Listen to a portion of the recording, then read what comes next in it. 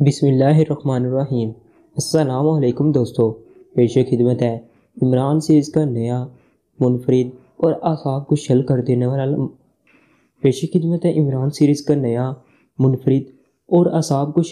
والا novel red رنگ، مکمل ناول حصہ اول۔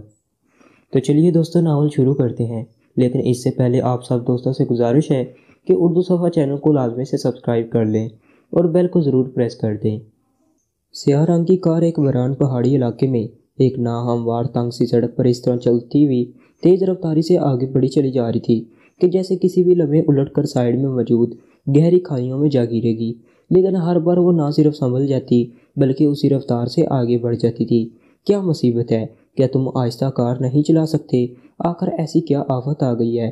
کار کیا کہہ رہے ہو؟ کیا تم واقعی سنجیدہ ہو؟ جولیا نے چونک کر عمران کی طرف دیکھتے ہوئے کہا۔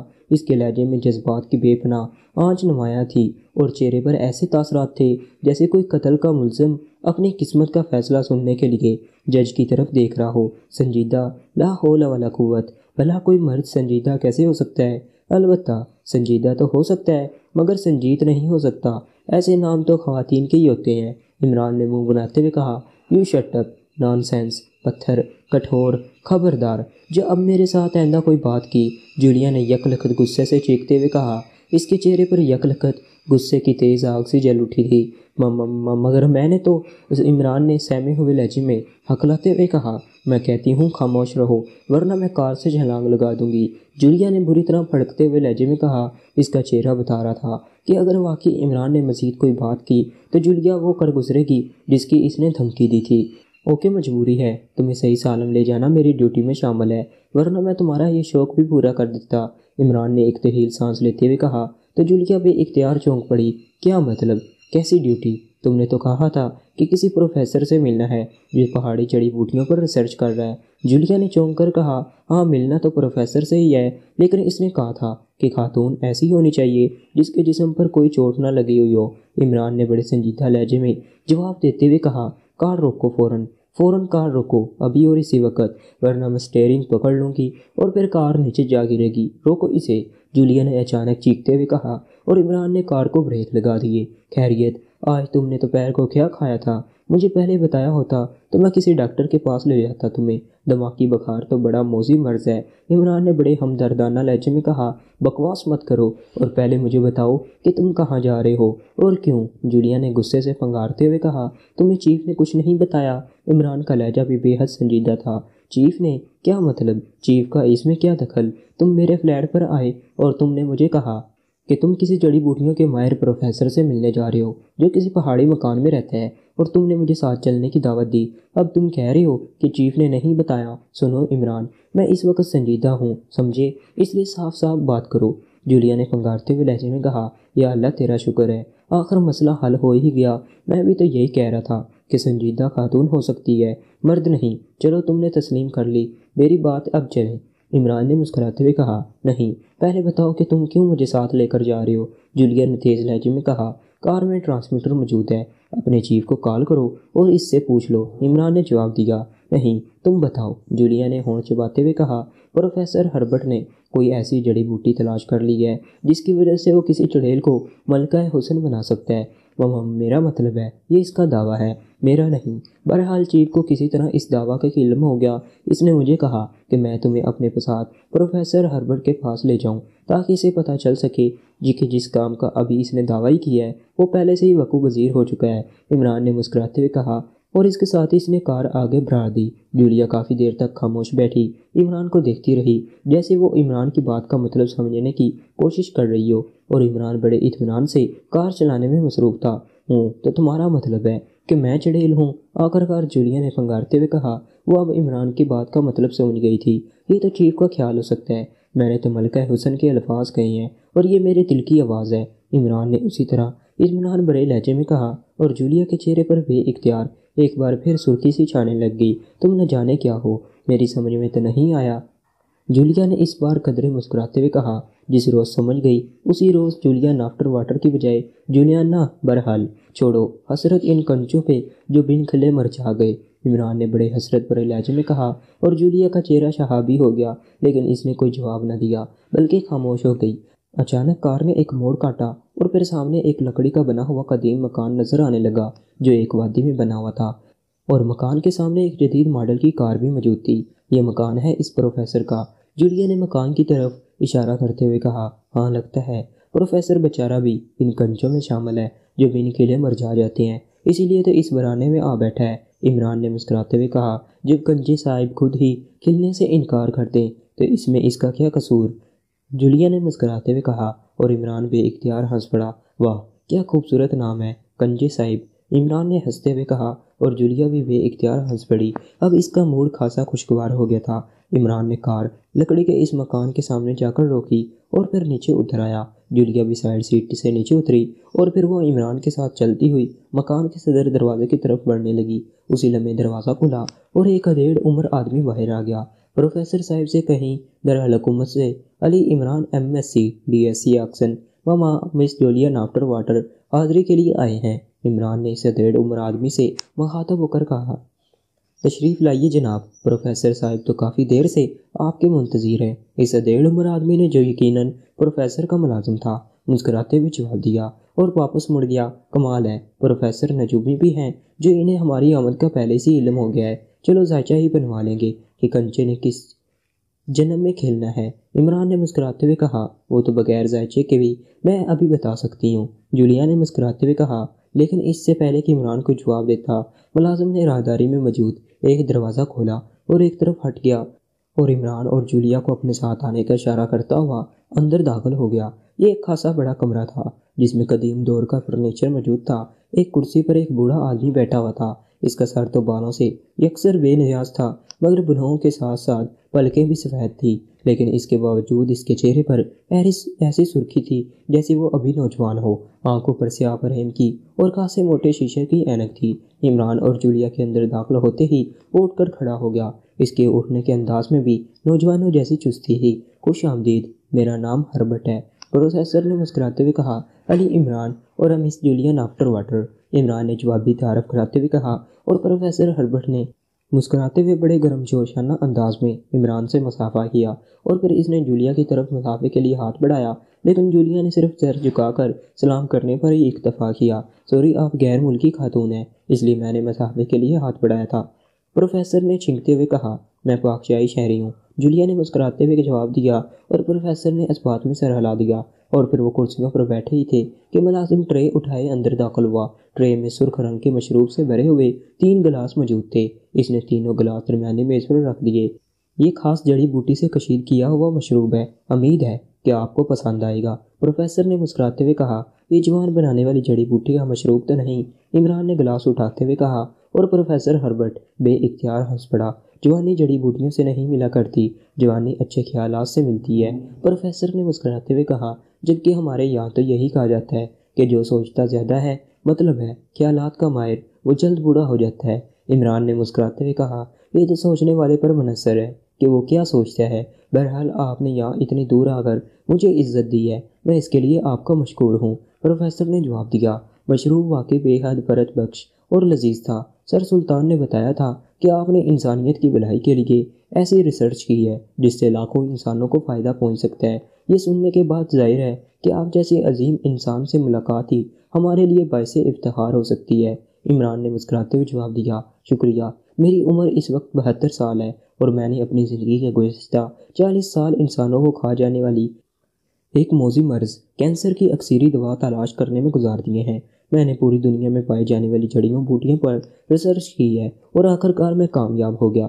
चंद जड़ी बूटियों को मिलाकर मैं इनसे ऐसी दवा तैयार करने में कामयाब हो गया जो अगर कैंसर का खात्मा मुकम्मल तौर पर नहीं कर सकती तो इसे मज़ीद फैलने से रोक देती है। और मुझे यकीन है कि मज़ीद तजर्बात से मैं इस दवा को इस काबिल बना लूँगा कि इससे इस मौजी मर्ज का फौरी तौर पर कला कमा हो सकेगा। लेकिन मुझे बेहद अफसोस है कि मेरी ज़िंदगी भर की ये मेहनत एक खातून ने ज़ाया कर दी है, प्रोफेसर ने रंधे हुए लहजे में कहा। क्या मतलब, आप तफसील से बात करें, इमरान ने संजीदा लहजे में कहा, और जूलिया के चेहरे पर भी दिलचस्पी के तासरात उभर आए। मेरे साथ बतौर असिस्टेंट एक खातून काम करती रही है, वो भी जड़ी बूटियों की माहिर है। 2 साल कबल वो मेरे पास यहाँ आई और इसने जब जड़ी बूटियों पर अपनी रिसर्च के बारे में मुझे बताया तो मैं इससे बेहद मुतासर हुआ। इसने मुझे बताया था کہ اس کا تعلق یونائٹڈ کارمن سے ہے۔ اس کے پاس شیئرز ہیں جن سے اتنی آمدنی ہو جاتی ہے کہ اسے کمانے کی فکر نہیں ہے، اس لیے وہ جڑی بوٹیوں کی ریسرچ میں وقت گزار کر اپنا شوق پورا کرتی ہے۔ اور چونکہ بین الاقوامی رسائل میں وہ میرے مضامین پڑھتی رہتی ہے، اس لیے وہ میری ریسرچ سے بے حد متاثر ہے، اور رسالے کے ایڈیٹر سے میرا پتہ لے کر تلاش کرتے کرتے وہ یہاں میرے پاس پہنچ گئی ہے اور میرے ساتھ کام کرنے کی خواہشمند ہے۔ تو میں اس کے شوق اور مہارت سے متاثر ہوا اور میں نے اسے اپنے اسسٹنٹ کے طور پر یہاں قیام کی دعوت دی، جو اس نے قبول کر لی۔ وہ واقعی بے حد محنتی اور کارکن خاتون تھی۔ اس کی وجہ سے مجھے ریسرچ میں کافی آسانی ہو گئی، اور جب میں نے کینسر کے خلاف نسخہ ترتیب دیا اور اس کے تجربات شہر میں جا کر کینسر کے مریضوں پر کیے تو اس نے بھی میرا ساتھ دیا۔ لیکن 2 ہفتے پہلے کی بات ہے، وہ حسب دستور جنرل ہسپتال مریضوں کی رپورٹ لینے گئی تو پھر واپس نہ آئی۔ یہاں موبائل فون موجود ہے۔ میں نے ہسپتال میں ڈاکٹر سے بات کی تو انہوں نے بتایا کہ ولاڈی تو یہاں آئی ہی نہیں ہے۔ میں پریشان ہو گیا، لیکن ظاہر ہے وہ انتہائی میچور اور سمجھدار خاتون ہے، اس لیے میں اس کی کشیدگی کی رپورٹ تو پولیس میں درج نہ کرا سکتا تھا، اس لیے اس کا انتظار کرتا رہا۔ لیکن جب 2-3 روز گزر گئے، نہ ہی ولاڈی واپس آئی اور نہ اس کا فون آیا تو میں پریشان ہو گیا۔ اچانک مجھے ایک خیال آیا تو میں نے اپنی الماری چیک کی تو اس نسخے کی ریسرچ فائل غائب تھی۔ میں نے ولاڈی کے کمرے میں جا کر چیکنگ کی تو میں یہ دیکھ کر حیران رہ گیا کہ اس کا سامان بھی غائب تھا۔ اس کا صاف مطلب تھا کہ ولاڈی ریسرچ فائل لے کر دنستہ اپنے سامان سمیت چلی گئی ہے۔ میں اس کی اس حرکت پر غور کرتا رہا، لیکن مجھے اس کی وجہ سمجھ نہ آئی کہ آخر ولاڈی نے ایسا کیوں کیا۔ وہ اس ریسرچ فائل کا کیا کرے گی؟ میرے ذہن میں یہی بات آئی کہ ولاڈی کا مقصد اس ریسرچ کو اپنے نام پیٹنٹ کروانا ہوگا، تاکہ جب کوئی کمرشل کمپنی اس پر ادویات بنائے تو اسے کروڑوں اربوں ڈالر روپے کی فیسلٹی ملتی رہے۔ لیکن مجھے معلوم تھا کہ ولاڈی ایسا نہیں کر سکتی، کیونکہ اسے بھی معلوم ہے کہ اس ریسرچ فائل میں صرف بنیادی نوٹس ہیں، تفصیلات موجود نہیں ہیں، اور وہ خود یا کوئی بھی دوسرا ماہر صرف ان نوٹس کی مدد سے اس پیچیدہ ریسرچ سے کوئی فائدہ نہیں اٹھا سکتا۔ اس نے کئی بار اس معاملے پر مجھ سے طویل ڈسکس بھی کی تھی، لیکن میں نے اسے کہا کہ میں تفصیلات اپنے ذہن میں محفوظ رکھتا ہوں۔ اس کا کہنا تھا کہ اگر اچانک مجھے کچھ ہو جائے تو میری ساری ریسرچ بیکار ہو جائے گی، لیکن اسے یہ معلوم نہ تھا کہ میں شروع سے ہی تفصیلات الگ رکھنے کا عادی ہوں، اور یہ کام میں رات گئے بالکل تنہائی میں کرتا ہوں، اور یہ تفصیلات اور فائل میں نے کبھی کسی کو نہیں دکھائی۔ بس یوں سمجھو کہ شروع سے ہی یہ میری عادت رہی ہے کہ میں اپنی ریسرچ کو 2 حصوں میں تقسیم کر کے رکھتا ہوں، اور جب تک دونوں فائلیں اکٹھی نہ ہوں ریسرچ مکمل نہیں ہو سکتی۔ اس لیے میرا خیال تھا کہ ولاڈی اس ریسرچ فائل سے بھی کوئی فائدہ نہ اٹھا سکے گی، پھر اس نے ایسا کیوں کیا، اور بالآخر یہ مسئلہ حل ہو گیا۔ 2 روز پہلے اچانک ولاڈی کا فون آ گیا۔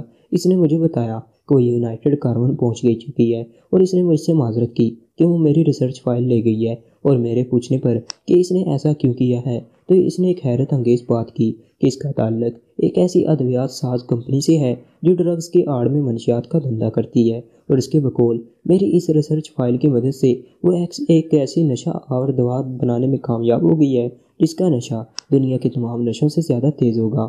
اس نے اس کا نام ریڈ پیلز بتایا۔ اس نے مجھے اس کی تفصیل بھی بتائی۔ میں یہ تفصیل سن کر کانپ گیا، کیونکہ ریڈ پیلز انتہائی خطرناک ترین نشہ ہوگا جو انسان کو چند ماہ میں ہی یقینی اور انتہائی کربناک موت سے دوچار کر دے گا۔ لیکن یہ نشہ ایسا ہوگا کہ ایک بار استعمال کرنے کے بعد اسے کسی قیمت پر بھی کوئی نہیں چھوڑ سکے گا۔ میں نے اس سے یہ بات کی تو اس نے شیطانی انداز میں ہنستے ہوئے کہا کہ وہ ریڈ پیل سے 2 کام لے گی، ایک تو یہ کہ اس سے کروڑوں اربوں ڈالر دولت کمائے گی، اور دوسرا یہ کہ اس کی مدد سے وہ دنیا میں ناپسندیدہ اقوام کا خاتمہ کر دے گی۔ میں نے جب اسے مزید سمجھانے کی کوشش کی تو اس نے فون بند کر دیا۔ حقیقت یہ ہے کہ میں اس کی باتیں سن کر دل و جان سے گزر گیا۔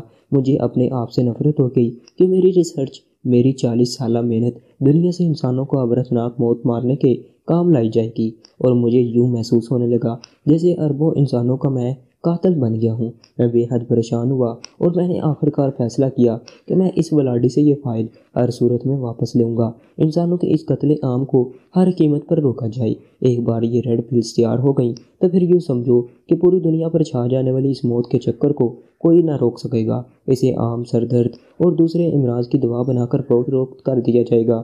اس عنصر کو کسی بھی دوا میں شامل کر دیا جائے گا، اور نتیجہ وہی نکلے گا جو ولاڈی نے بتایا ہے۔ اس لیے دنیا کی کوئی حکومت، کوئی طاقت موت کے اس بھیانک چکر کو کسی طرح بھی نہ روک سکے گی۔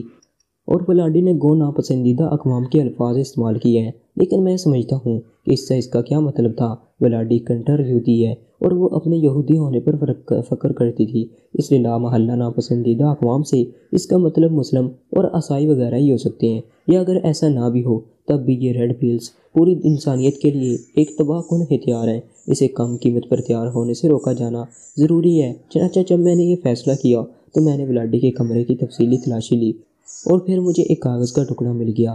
یہ کسی ڈان جان نامی اومی کا بلاڈی کے نام پر دیا جانے والا ایک خط تھا کہ وہ جلد سے جلد کارمن پہنچے، کیونکہ بلیک آئی لینڈ کے بارے میں ایک اہم بزنس ڈیل کے لیے اس کی ضرورت ہے۔ اس ڈان جان نے اسے میڈم کہہ کر لکھا تھا، اور جس انداز میں خط لکھا گیا تھا اس سے ظاہر ہوتا تھا کہ بلاڈی باس ہے اور یہ ڈان جان اس کا ملازم۔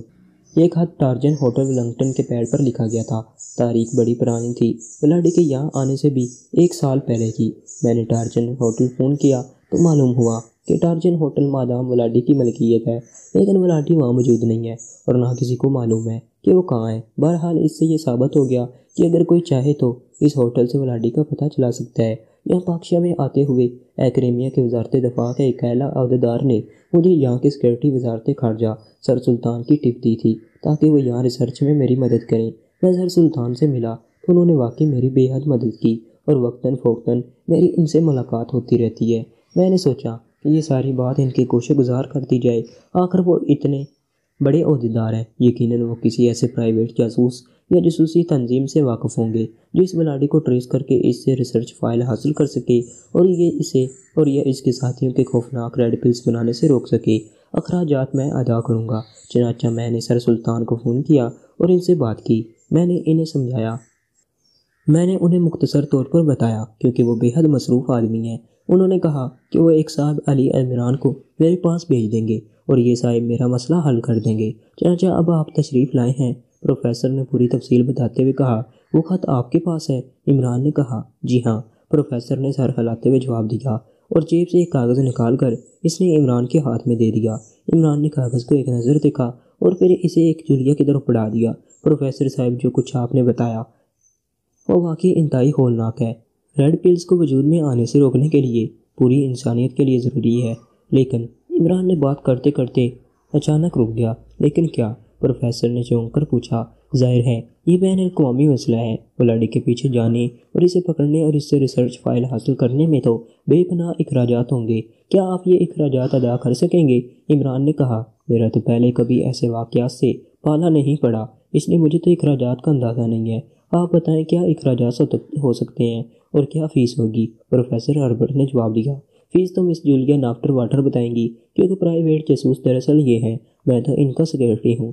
البتہ اخراجات کا اندازہ میں بتا سکتا ہوں۔ میرے خیال کے مطابق اخراجات کم از کم 70-80 لاکھ ڈالر تو ہو ہی جائیں گے۔ کیوں مس جولیا، میرا اندازہ درست ہے نا؟ کم از کم، عمران نے کہا، اور ساتھ ہی وہ جولیا سے مخاطب ہو گیا۔ 70-80 لاکھ ڈالر صرف اخراجات؟ او ہو، میرے تو کل اثاثے بھی اتنے نہ ہوں گے۔ میرا تو خیال تھا کہ زیادہ سے زیادہ 1-1.5 لاکھ ڈالر میں کام ہو جائے گا، اور ایکریمیا میں میرے اثاثوں کی کل قیمت اتنی ہی ہوگی جن کے منافع پر میں ریسرچ ورک کرتا رہتا ہوں۔ میں نے سوچا تھا کہ انسانیت کے قتل عام کو روکنے کے لیے میں اپنے یہ اثاثے فروخت کر دوں گا، لیکن 70-80 لاکھ ڈالر، اوہو، ویری بیڈ، پھر مجبوری ہے، میں کیا کر سکتا ہوں؟ پروفیسر ہربرٹ نے کاندھے اچکاتے ہوئے کہا۔ اور اتنا ہی فیس کا بل بھی ہو جائے گا، کیوں مس جولیا؟ عمران نے جولیا سے مخاطب ہو کر کہا، لیکن جولیا نے کوئی جواب نہ دیا اور وہ ہونٹ پیچھے خاموش بیٹھی رہی۔ شاید اس کی سمجھ میں نہ آ رہا تھا کہ وہ کیا جواب دے اور کیا کہے۔ ویری سوری، میں دلی طور پر معذرت خواہ ہوں کہ آپ کو خواہ مخواہ یا آنے کی تکلیف اٹھانی پڑی، پروفیسر ہربرٹ نے بڑے مایوسانہ لہجے میں کہا۔ لیکن اب آپ کیا کریں گے؟ آپ کی 40 سالہ محنت جو ضائع ہو گئی ہے، کیا آپ دوبارہ یہ ریسرچ فائل تیار کریں گے؟ اس کی تفصیلات تو آپ کے پاس ہیں، ان کی مدد سے آپ آسانی سے دوبارہ یہ فائل تیار کر سکتے ہیں، عمران نے کہا۔ کاش ایسا ممکن ہو سکتا۔ فوری طور پر ایسا ممکن نہیں ہے۔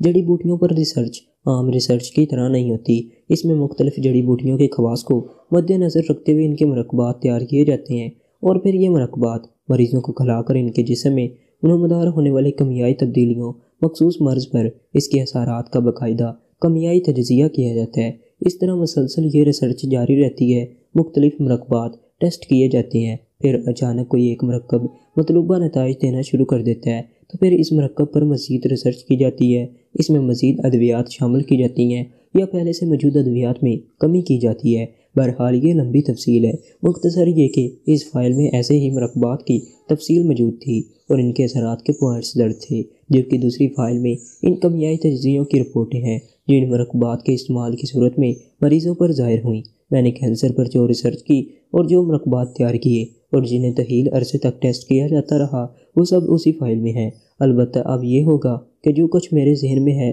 میں اس کے مطابق دوبارہ اپنے کام کا آغاز کر دوں گا، اور اگر میری زندگی رہی تو شاید میں 8-10 سال میں پھر اسی سٹیج پر پہنچ سکوں جس پر اس فائل کی چوری کے وقت تھا کہ میں نے تو بہرحال کام کرنا ہے۔ مجھے اصل فکر ان ریڈ پلز کی تھی، لیکن جو چیز میرے بس سے کہیں باہر ہے میں سوائے صبر کے اور کیا کر سکتا ہوں؟ پروفیسر ہربرٹ نے ایک طویل سانس لیتے ہوئے کہا۔ ان کے چہرے پر گہری مایوسی اور حسرت کے تاثرات نمایاں ہو گئی تھی۔ یہ ریڈ پلز آخر ولاڈی کیسے تیار کر لے گی؟ کیا ان مرکبات کی وجہ سے؟ عمران نے کہا، جی ہاں، ان مرکبات میں بے شمار جڑی بوٹیاں ایسی ہیں جن کے اثرات مختلف ہیں، اور اب مجھے خیال آ رہا ہے کہ ولاڈی کا مقصد بھی یہی تھا اور وہ اس ریسرچ پر کام کرتی رہی تھی جبکہ میرا دھیان کینسر پر تھا۔ یقیناً ان مرکبات میں سے کوئی ایک مرکب یا کئی مرکبات کو ملا کر یہ ریڈ پلز تیار ہو جاتی ہوں گی۔ میں کیا کہہ سکتا ہوں؟ پروفیسر ہربرٹ نے جواب دیا، لیکن ولاڈی کو اس بات کی کیا ضرورت تھی کہ وہ آپ کو فون کر کے باقاعدہ یہ اطلاع دیتی کہ وہ ریڈ پلز تیار کر رہی ہے؟ عمران نے کہا، میں نے خود بھی اس پوائنٹ پر غور کیا ہے۔ میں تو اس نتیجے پر پہنچا ہوں کہ ولاڈی کا مقصد مجھے خوفزدہ کرنا تھا تاکہ میں اس ریسرچ فائل کے حصول کے لیے کوئی کارروائی نہ کروں اور جان کے خوف سے چپکا رہوں، کیونکہ میں نے اسے بتایا تھا کہ وہ ڈرگ مافیا کی ایک انتہائی طاقتور تنظیم کی سربراہ ہے، اور اس کی تنظیم پوری دنیا میں پھیلی ہوئی ہے، اور اس تنظیم میں بے شمار پیشہ ور قاتل بھی ہیں جو اس کے ایک اشارے پر سینکڑوں لوگوں کو بے دریغ قتل کر سکتے ہیں، وغیرہ وغیرہ۔ میری اس نتیجے پر پہنچنے کی وجہ یہی ہے کہ اسے معلوم ہے کہ میں خاموش ہو کر نہ بیٹھا رہوں گا۔ میں یہاں کی حکومت کے ساتھ ساتھ ایکریمیا اور دوسرے بڑے بڑے ممالک کی پولیس کو رپورٹ کرتا۔ انٹرپول اور بین الاقوامی سطح پر میرے تعلقات ہیں۔ میں اپنی ریسرچ فائل کی بازیابی کے لیے ان سے ابھی بات کرتا ہوں، اس لیے اس نے مجھے دھمکانے اور جان کا خوف دلا کر مجھے خاموش رہنے کی دھمکی دی ہے، پروفیسر ہربرٹ نے کہا۔ اور یقیناً آپ نے اسی لیے پرائیویٹ جاسوس ہائر کرنے کا سوچا ہے؟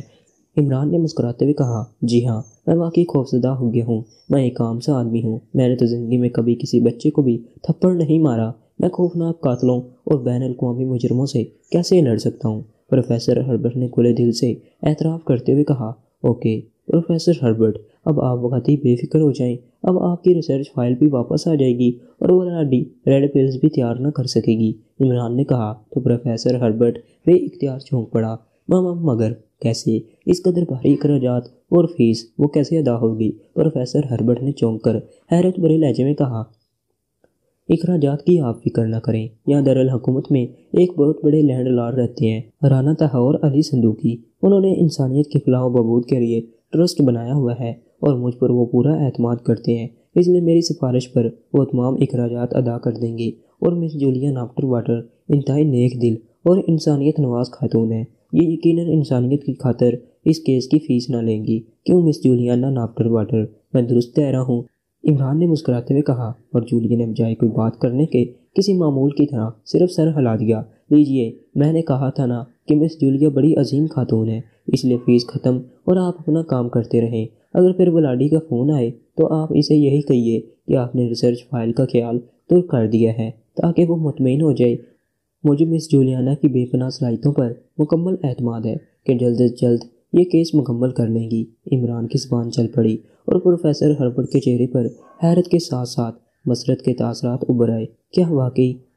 اوہو، کیا نام ہے ان کا؟ مشکل سا نام ہے۔ بہرحال رانا صاحب، کیا واقعی اس قدر کثیر اور بھاری رقم دے دیں گے؟ پروفیسر ہربرٹ نے حیرت بھرے لہجے میں کہا، میری سفارش پر وہ 10 کروڑ ڈالر بھی دے سکتے ہیں۔ وہ مجھ پر اتنا اعتماد کرتے ہیں۔ ویسے معاف کیجیے، آپ سے میں نے سارے سوالات صرف اس نقطۂ نظر سے کیے تھے کہ کیا واقعی ریڈ پلز کی بات میں کوئی حقیقت ہے یا نہیں۔ میرا خیال تھا کہ آپ نے صرف اپنی ریسرچ فائل کی اہمیت بنانے کے لیے ریڈ پلز کا شوشہ چھوڑا ہے، لیکن آپ کے جوابات اور خاص طور پر آپ کے لہجے کی صداقت نے مجھے یقین دلا دیا ہے کہ آپ غلط نہیں کہہ رہے، اس لیے اب میں پورے دل سے رانا صاحب کو سفارش کر سکوں گا، عمران نے مسکراتے ہوئے کہا۔ اور پروفیسر ہربرٹ نے بے اختیار ایک طویل سانس لیا۔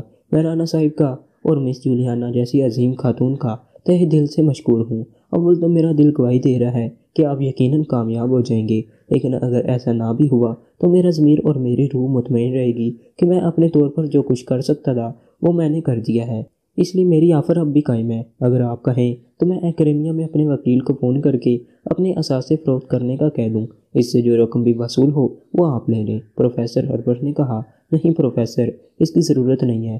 آپ عظیم انسان ہیں کہ انسانیت کی خاطر نہ صرف اپنی دولت خرچ کر رہے ہیں بلکہ اپنی صلاحیتیں بھی۔ آپ قطعی فیو کر رہے ہیں، آپ اوکے ہو جائیں، سب ٹھیک ہو جائے گا۔ ہاں، کیا اب آپ اجازت دیں گے کہ ہم خود اس مسولاڈی کا کمرہ دیکھ لیں؟ شاید کوئی ایسی چیز ہمیں نظر آ جائے جسے آپ نے اہمیت نہ دی ہو۔ عمران نے مسکراتے ہوئے کہا، یقیناً، آئیے میں آپ کو لے چلتا ہوں۔ پروفیسر نے اٹھتے ہوئے کہا، نہیں، آپ تکلیف نہ کریں، آپ ملازم کو بلا کر کہہ دیں۔ عمران نے کہا، اور پروفیسر نے دوبارہ کرسی پر بیٹھتے ہوئے میز پر رکھی ہوئی گھنٹی کو بجایا تو دروازہ کھلا اور وہی ملازم اندر داخل ہوا۔ ان صاحبان کو مس ولاڈی کے کمرے تک لے جاؤ، پروفیسر نے ملازم سے کہا۔ جی اچھا، آئیے، ملازم نے مودبانہ لہجے میں کہا، اور عمران اور جولیا اٹھ کھڑے ہوئے اور پھر وہ ملازم کے پیچھے چلتے ہوئے اس کمرے سے باہر نکل کر راہداری میں آگے بڑھتے ہوئے مکان کے عقبی حصے میں واقع ایک کمرے میں پہنچ گئے۔ تمہارا نام کیا ہے؟ عمران نے ملازم سے پوچھا۔ سلامت علی جناب، ملازم نے مودبانہ لہجے میں جواب دیا۔ تم یہاں کتنے عرصے سے ہو؟ عمران نے پوچھا۔ جی 5 سال ہو گئے ہیں، میں یہیں قریب ہی ایک بستی کا رہنے والا ہوں۔ پروفیسر صاحب یہاں آئے تو میں ان کے پاس آ گیا۔ پروفیسر بہت اچھے اور نیک دل انسان ہیں، وہ نہ صرف مجھے بھاری رقم دیتے ہیں بلکہ میرے بچوں کی ضروریات کا بھی خیال رکھتے ہیں، ملازم نے جواب دیتے ہوئے کہا۔ مس ولاڈی یہاں کتنا عرصہ رہی ہے؟ عمران نے پوچھا۔ جی تقریباً 1 سال رہی ہیں، ملازم نے جواب دیا۔ ان کا حلیہ، ان کا قد و قامت پوری تفصیل سے بتا دو، عمران نے کہا۔ تو ملازم نے اس کے حلیے کے ساتھ ساتھ اس کے قد و قامت اور جسامت کے بارے میں اس طرح تفصیلات بتانا شروع کر دیں جیسے 1 سال تک وہ مسلسل ولاڈی کا جائزہ ہی لیتا رہا ہو۔ جولیا نے اس کے اس طرح تفصیل بتانے پر حیرت سے عمران کی طرف دیکھا تو عمران بے اختیار مسکرا دیا۔ ان کی کوئی خاص بات، کوئی خاص نشانی جس سے انہیں کسی بھی روپ میں پہچانا جا سکے؟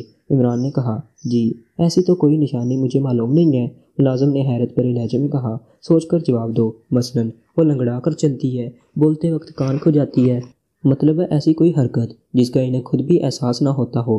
عمران نے سنجیدہ لہجے میں کہا۔ او ہاں مجھے یاد آ گیا، مس ولاڈی اکثر بات کرتے وقت اپنے ایک نتنے پر انگلی رکھ لیتی تھیں، اکثر وہ ایسا کرتی تھیں، کبھی کبھار نہیں بھی کرتی تھیں، ملازم نے جواب دیا، اور اس کے ساتھ ہی اس نے انگلی سے نتنا بند کر کے عملی طور پر بھی اس کی حرکت کا مظاہرہ کر دیا تھا۔ ٹھیک ہے، اب تم جاؤ، عمران نے کہا، اور ملازم سر ہلاتا ہوا واپس چلا گیا۔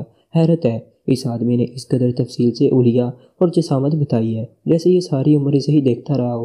ملازم کے جاتے ہی جولیا نے حیرت بھرے لہجے میں کہا، ملازم ان معاملات میں بے حد تیز ہوتے ہیں، اگر میں پروفیسر صاحب سے پوچھتا تو اس کا اشر اشیر بھی نہ بتا سکتے تھے۔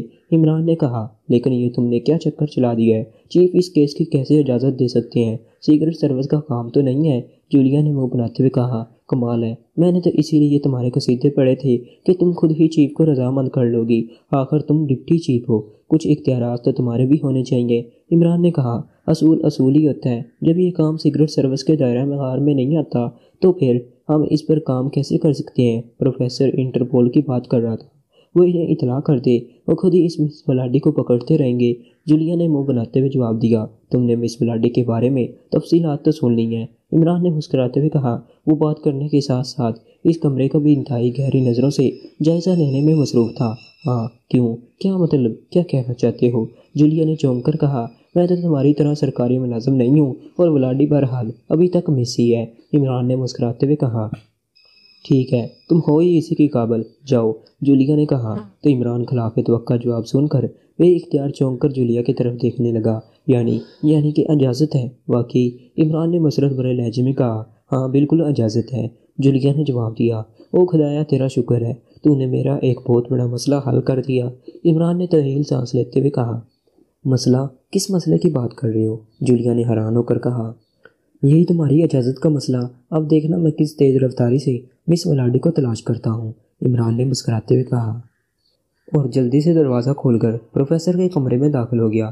وہاں تو کچھ نہیں ملا پروفیسر، اب آپ ہمیں اپنی فائل کے بارے میں تفصیلات بتا دیں، مطلب ہے ایسی تفصیلات جن سے ہم پہچان سکیں کہ کون سی آپ کی ریسرچ فائل ہے۔ عمران نے کرسی پر بیٹھتے ہوئے کہا۔ جولیا بھی خاموشی سے آ کر اس کے ساتھ والی کرسی پر بیٹھ گئی اور پروفیسر نے تفصیلات بتانا شروع کر دی۔ اوکے پروفیسر، آپ مطمئن رہیں، ہم آج ہی کام شروع کر دیتے ہیں۔ انشاءاللہ جلد ہی ہم آپ کو کامیابی کی خبر دیں گے۔ اب ہمیں اجازت دیں، عمران نے کہا، اور پھر وہ اور جولیا پروفیسر سے اجازت لے کر اس چوپی مکان سے باہر آ گئے۔ کیا تم واقعی اس کیس پر کام کرنے کے لیے سنجیدہ ہو؟ جولیا نے کار میں بیٹھتے ہوئے کہا۔ ہاں مس جولیا، یہ کام پوری انسانیت کے لیے ہے، عمران نے سنجیدہ لہجے میں جواب دیا۔ لیکن چیف نے اگر اجازت نہ دی تو؟ جولیا نے ہونٹ چباتے ہوئے کہا۔ تو پھر میں اپنے طور پر کام کروں گا، عمران نے جواب دیا۔ ٹھیک ہے، میں چیف سے صاف کہہ دوں گی کہ اگر اس کام پر وہ اجازت نہیں دیتے تو میں استعفیٰ دے کر تمہارے ساتھ اس مشن پر کام کروں گی، جولیا نے فیصلہ کن لہجے میں کہا۔ ارے اتنا سنجیدہ ہونے کی ضرورت نہیں ہے۔ جو تفصیلات مس ولاڈے کی سلامت علی نے بتائی ہیں وہ سلامت علی کا نقطۂ نظر ہے، اور ضروری نہیں کہ سلامت علی کا جو نقطۂ نظر ہو عمران کی نظر بھی اسی نقطے پر ہی ٹھہری رہے۔ دوسری بات یہ کہ جس نقطے پر پہلی نظر ٹھہری ہے اس نقطے سے نظر ہٹے گی تو دوسرے نقطے سے پر جائے گی، عمران نے مسکراتے ہوئے کہا۔ پھر وہی بکواس جو میں نے کہہ دیا وہی فائنل ہے بس، جولیا نے غصیلے لہجے میں کہا، اور عمران نے مسکرا کر سر ہلا دیا۔ ٹیلی فون کی گھنٹی بجتے ہی میز کے پیچھے اونچی پشت کی کرسی پر بیٹھی ہوئی عورت نے سامنے رکھی ہوئی فائل پر سے نظریں اٹھائی اور ہاتھ بڑھا کر ریسیور اٹھا لیا۔ ولاڈی اسپیکنگ، عورت نے اسپاٹ لہجے میں کہا۔ راجر بول رہا ہوں میڈم، دوسری طرف سے ایک مؤدبانہ آواز سنائی دی۔ او یس، کیا رپورٹ ہے؟ ولاڈی نے چونک کر پوچھا۔ میڈم، ایک انتہائی اہم اطلاع ہے، پاکشیا سیکرٹ سروس کا سب سے خطرناک ایجنٹ علی عمران ایک غیر ملکی لڑکی کے ساتھ پروفیسر ہربرٹ سے ملا ہے، اور پروفیسر ہربرٹ نے انہیں پوری تفصیلات بتا دی ہیں۔ اس نے انہیں آپ کا کوئی خط بھی دیا ہے، ٹارچن ہوٹل کے پیڈ پر لکھا ہوا، جو چیف ڈان جان نے آپ کے نام لکھا تھا، اور اس علی عمران نے اس کیس پر کام کرنے کا فیصلہ کر لیا ہے۔ راجر نے کہا۔ او، تو یہ خط وہیں رہ گیا تھا، لیکن یہ عمران کون ہے؟ کیا وہ ہمارے خلاف کام کر سکتا ہے؟ ایک آدمی ہماری اتنی بڑی تنظیم کے خلاف کیا کر سکتا ہے؟ ولاڈی نے حیرت بھرے لہجے میں کہا۔ او، انتہائی خطرناک ترین ایجنٹ ہے مدام، اس کے متعلق وہی جانتے ہیں جن کا تعلق کسی بھی سیکرٹ ایجنسی سے رہا ہو۔ آپ کو تو معلوم ہے کہ میں ایکریمیا کی ایک سیکرٹ ایجنسی سے متعلق رہا ہوں، اس لیے مجھے اس کے بارے میں معلومات حاصل ہیں، راجر نے جواب دیا۔ اس پروفیسر کا کیا ہوا؟ ولاڈی نے برا سا منہ بناتے ہوئے کہا، جیسے راجر نے اس علی عمران کو خواہ مخواہ اہمیت دے دی ہو، اسے ہلاک کر دیا گیا ہے، راجر نے جواب دیا۔ بس ٹھیک ہے، تم فکر نہ کرو، عمران یا کوئی بھی آدمی ہمارا کچھ نہیں بگاڑ سکتا، ولاڈی نے کہا۔ میڈم، آپ چیف سے اس بارے میں بات کر لیں تو زیادہ بہتر ہے، راجر نے دبے دبے لہجے میں کہا۔ ٹھیک ہے، میں کر لوں گی، ولاڈی نے کہا، اور ایک جھٹکے سے ریسیور رکھ دیا۔ نان سینس، یہ راجر بھی احمق ہے، بھلا یہ مشرقی لوگ ہمارا کیا بگاڑ سکتے ہیں، ولاڈی نے بڑبڑاتے ہوئے کہا، اور ایک بار پھر سامنے رکھی ہوئی فائل پر نظریں جما دیں۔ کافی دیر بعد اس نے ایک طویل سانس لیتے ہوئے فائل بند کی اور پھر ریسیور اٹھا کر نمبر ڈائل کرنے شروع کر دیے۔ یس، ایک مشینی سی آواز سنائی دی جیسے کوئی رپورٹ بول رہا ہو۔ ولاڈی بول رہی ہوں، ڈان جان سے بات کراؤ، ولاڈی نے تومکانہ لہجے میں کہا۔ ہولڈ آن کریں، دوسری طرف سے کہا گیا، اور چند لمحوں بعد ایک بھاری مردانہ آواز سنائی دی۔ یس، ڈان جان بول رہا ہوں، بولنے والے کے لہجے میں بھی رعب نمایاں تھا۔ ڈان جان، تمہارے کہنے پر پروفیسر ہربرٹ کا خاتمہ کر دیا گیا ہے، ابھی راجر نے مجھے رپورٹ دی ہے، ولاڈی نے کہا۔ ٹھیک ہے میڈم، اس طرح اب ہم ہمیشہ کے لیے کسی بھی ممکنہ خطرے سے دوچار ہونے سے بچ گئے ہیں، دوسری طرف سے ڈان جان کی مسرت بھری آواز سنائی دی۔ لیکن راجر نے ایک اور احمقانہ رپورٹ مجھے دی ہے، ولاڈی نے منہ بناتے ہوئے کہا۔ احمقانہ رپورٹ؟ کیا مطلب؟ میں سمجھا نہیں میڈم، ڈان جان نے حیرت بھرے لہجے میں کہا۔ اس نے مجھے بتایا ہے کہ پروفیسر ہربرٹ سے پاکشیا کا کوئی آدمی علی عمران ملا ہے، اور پروفیسر نے اسے تمام تر تفصیلات بتا دی ہیں، اور اس نے پروفیسر سے وعدہ کیا ہے کہ وہ اس کیس پر کام کرے گا، اور راجر کہہ رہا تھا کہ یہ علی عمران پاکشیا سیکرٹ سروس کا انتہائی خطرناک ترین ایجنٹ ہے، اور اس سے ہمیں خطرہ پیش آ سکتا ہے۔ یہ احمقانہ رپورٹ نہیں تو اور کیا ہے، ولاڈی نے کہا۔ کیا واقعی راجر نے علی عمران کا ہی نام لیا ہے؟ دوسری طرف سے ڈان جان کی گمبھیر سی آواز سنائی دی۔ ہاں، کیوں؟ کیا تم بھی اسے جانتے ہو؟ ولاڈی نے حیرت بھرے لہجے میں کہا۔ یس میڈم، اچھی طرح جانتا ہوں، وہ واقعی انتہائی خطرناک ایجنٹ ہے، اور اگر وہ ہمارے پیچھے لگ گیا تو پھر میں کچھ نہیں کہہ سکتا کہ پھر کیا ہوگا، وہ تو افریت ہے، یہ واقعی انتہائی اہم خبر ہے، ڈان جان نے انتہائی سنجیدہ لہجے میں کہا۔ تو ولاڈی کے چہرے پر شدید ترین حیرت کے تاثرات پھیلتے چلے گئے۔ کمال ہے، حیرت ہے، کیا تم لوگوں کا دماغ تو خراب نہیں ہو گیا کہ ایک مشرقی آدمی سے اس قدر خوفزدہ ہو رہے ہو؟ ہماری تنظیم ریڈ رنگ کے پورے ایکریمیا اور یورپ کی سب سے طاقتور تنظیم ہے۔ پوری دنیا میں ریڈ رنگ کا جال پھیلا ہوا ہے اور تم کہہ رہے ہو کہ ایک مشرقی نوجوان سے ہمیں خطرہ ہے۔ ولاڈی نے انتہائی کسیلے لہجے میں کہا، آپ کی بات درست ہے میڈم، لیکن بہرحال اس کی طرف سے آنکھیں بند نہیں کی جا سکتی۔ ہمیں اسے روکنے کے لیے خصوصی انتظامات کرنے ہوں گے، ڈان جان نے کہا۔ لیکن وہ ہمارے خلاف کیا کر سکتا ہے؟ وہ کیسے ہمیں تلاش کرے گا؟ ولاڈی نے کہا، میں نے بتایا ہے نا کہ ان معاملات میں اسے بھوت اور عفریت کہا جاتا ہے۔ نہ جانے کس طرح وہ گلیو حاصل کر لیتا ہے، اور آپ تو بہرحال 1 سال تک اس پروفیسر کے پاس رہی ہیں۔ آپ کا حلیہ وغیرہ اس نے معلوم کر لیا ہوگا۔ آپ کا پاسپورٹ اور دیگر کاغذات بھی وہاں موجود رہے ہیں۔ 100 طریقے استعمال ہو سکتے ہیں، اور اگر اس نے آپ کو ٹریس کر لیا تو پھر ریڈ رنگ تک پہنچنا اس کے لیے کوئی مشکل کام نہیں رہے گا، ڈان جان نے کہا۔ اوہو، تم واقعی درست کہہ رہے ہو۔ راجر نے بتایا کہ تم نے ٹارجن ہوٹل سے مجھے جو خط لکھا تھا وہ میں وہیں چھوڑ آئی تھی۔ وہ خط پروفیسر نے اس عمران کو دیا تھا۔ ولاڈی نے کہا، ویری بیڈ، پھر تو گلیو صاف ہے۔ ٹارجن ہوٹل آپ کی ملکیت ہے۔ ٹارجن ہوٹل سے وہ آسانی سے آپ تک پہنچ جائے گا۔ میڈم، آپ ایسا کریں کہ فوری طور پر سوجان آئی لینڈ پہنچ جائیں۔ اب جب تک اس عمران کا خاتمہ نہیں ہو جاتا آپ کو یہیں رہنا ہوگا، اور میں میکم میں ہیڈ کوارٹر شفٹ ہو جاؤں گا تاکہ اس عمران کو ٹریس کر کے اس کا خاتمہ کیا جا سکے۔ ڈان جان نے کہا، اچھا، اگر تم بھی وہی کچھ کہہ رہے ہو جو کچھ راجر نے کہا ہے تو درست ہوگا، لیکن میں وہاں جزیرے پر بیٹھ کر انتظار نہیں کر سکتی۔ میں یہیں رہوں گی، البتہ میں اسپیشل ہیڈ کوارٹر میں شفٹ ہو جاتی ہوں۔ اور سنو، اب میں نے فیصلہ کر لیا ہے کہ اس علی عمران کے خلاف خود بھی کام کروں گی، اور تم راجر کے ساتھ مل کر علیحدہ کام کرنا، میں بھی اپنے اسپیشل گروپ کے ساتھ مل کر کام کروں گی۔ اس طرح دونوں پارٹیوں نے بیک وقت کام کرنے سے وہ جتنا بھی خطرناک ہو، اس کا خاتمہ یقینی طور پر ہو جائے گا۔ ولاڈی نے فیصلہ کن لہجے میں کہا، میڈم، اگر آپ خود اس علی عمران کے مقابلے پر آنا چاہتی ہیں تو پھر میرے ہیڈ کوارٹر آنے کی ضرورت نہیں ہے۔ یہاں ریڈ پیلز کے لیے نئی مشینری آ رہی ہے، اس کی تنصیب کا کام ہونا ہے، اس لیے میں بے حد مصروف رہوں گا۔ بس آپ اتنا خیال رکھیں کہ راجر اور اپنے گروپ کو سامنے رکھیں، خود کسی صورت بھی سامنے نہ آئے۔ راجر سے آپ کو اس علی عمران کا حلیہ وغیرہ تفصیل سے معلوم ہو جائے گا۔ ڈان جان نے کہا، اوکے، تم اپنا کام کرو، وہ زیادہ اہم ہے۔ ریڈ پیلز کی تیاری کے بعد ہم پوری دنیا کی دولت اکٹھی کر لیں گے، اور تم فکر نہ کرو، میں اس علی عمران کا بندوبست کر لوں گی، ولاڈی نے کہا، اور کریڈل دبا کر اس نے دوبارہ نمبر ڈائل کرنے شروع کر دیے۔ Roger speaking. رابطہ قائم ہوتے ہی دوسری طرف سے راجر کی آواز سنائی دی، ولاڈی بول رہی ہوں راجر۔ ولاڈی نے تنکانہ لہجے میں کہا، یس میڈم۔ راجر کا لہجہ مودبانہ ہو گیا۔ سنو، میں نے چیف ڈان جان سے بات کر لی ہے، اس نے بھی اس علی عمران کے بارے میں وہی کچھ کہا ہے جو تم نے بتایا ہے، اس لیے میں نے فیصلہ کیا ہے کہ اس علی عمران کو، اور اگر اس کے ساتھی بھی آئے تو ان سب کو خطرناک موت مار دوں۔ اس ٹارجن ہوٹل والے گلیو کی وجہ سے مجھے خطرہ ہے کہ عمران میرے ہیڈ کوارٹر نہ پہنچ جائے، اس لیے میں اسپیشل ہیڈ کوارٹر شفٹ ہو رہی ہوں۔ اب تم نے وہی مجھ سے رابطہ کرنا ہے۔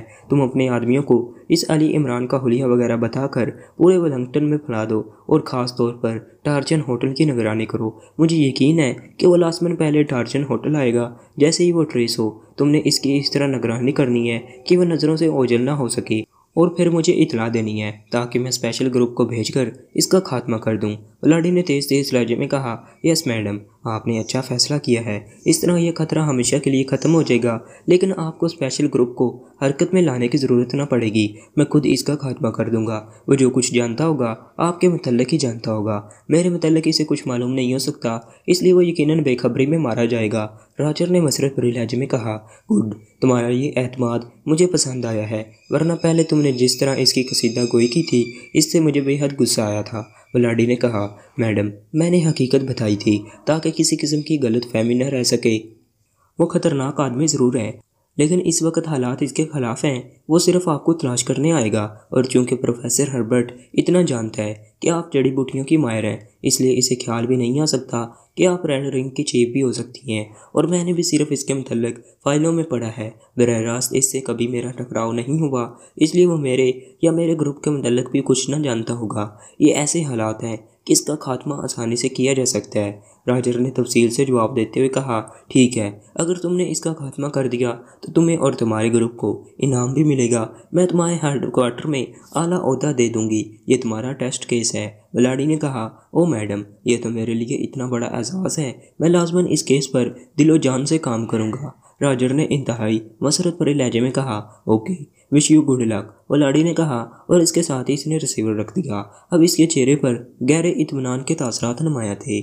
केस तो बड़ा अजीब है इमरान साहब। वैसे जो कुछ प्रोफेसर हर्बर्ट ने बताया है रेड पिल्स के मुतल्लक, अगर वाकई इस तरह की मंशियात तैयार हो गई तो बेशुमार इंसान एड़ियाँ रगड़ रगड़ कर मर जाएंगे। ब्लैक ज़ीरो ने कहा, प्रोफेसर हर्बर्ट पर इसलिए मैंने तो हील चिरा की थी ताकि असल हालात सामने आ सकें, और आखिरकार मैं इस नतीजा पर पहुंचा कि प्रोफेसर हर्बर्ट जो कुछ कह रहा है वो दुरुस्त है। इमरान ने कहा, लेकिन ये बात मेरी समझ में नहीं आ रही कि कोई औरत जो जड़ी बूटियों के इल्म में माहिर हो वो किसी मुजरम तंजीम से भी मुतल्लक हो सकती है। ब्लैक ज़ीरो ने कहा, हाँ, बज़ाहिर तो ऐसा ही है, लेकिन जराइम तो बहरहाल हर जगह होते हैं। बड़े बड़े साइंसदान भी तो मुजरम निकल आते हैं, इमरान ने कहा, और ब्लैक ज़ीरो ने इस बात में सर हिला दिया।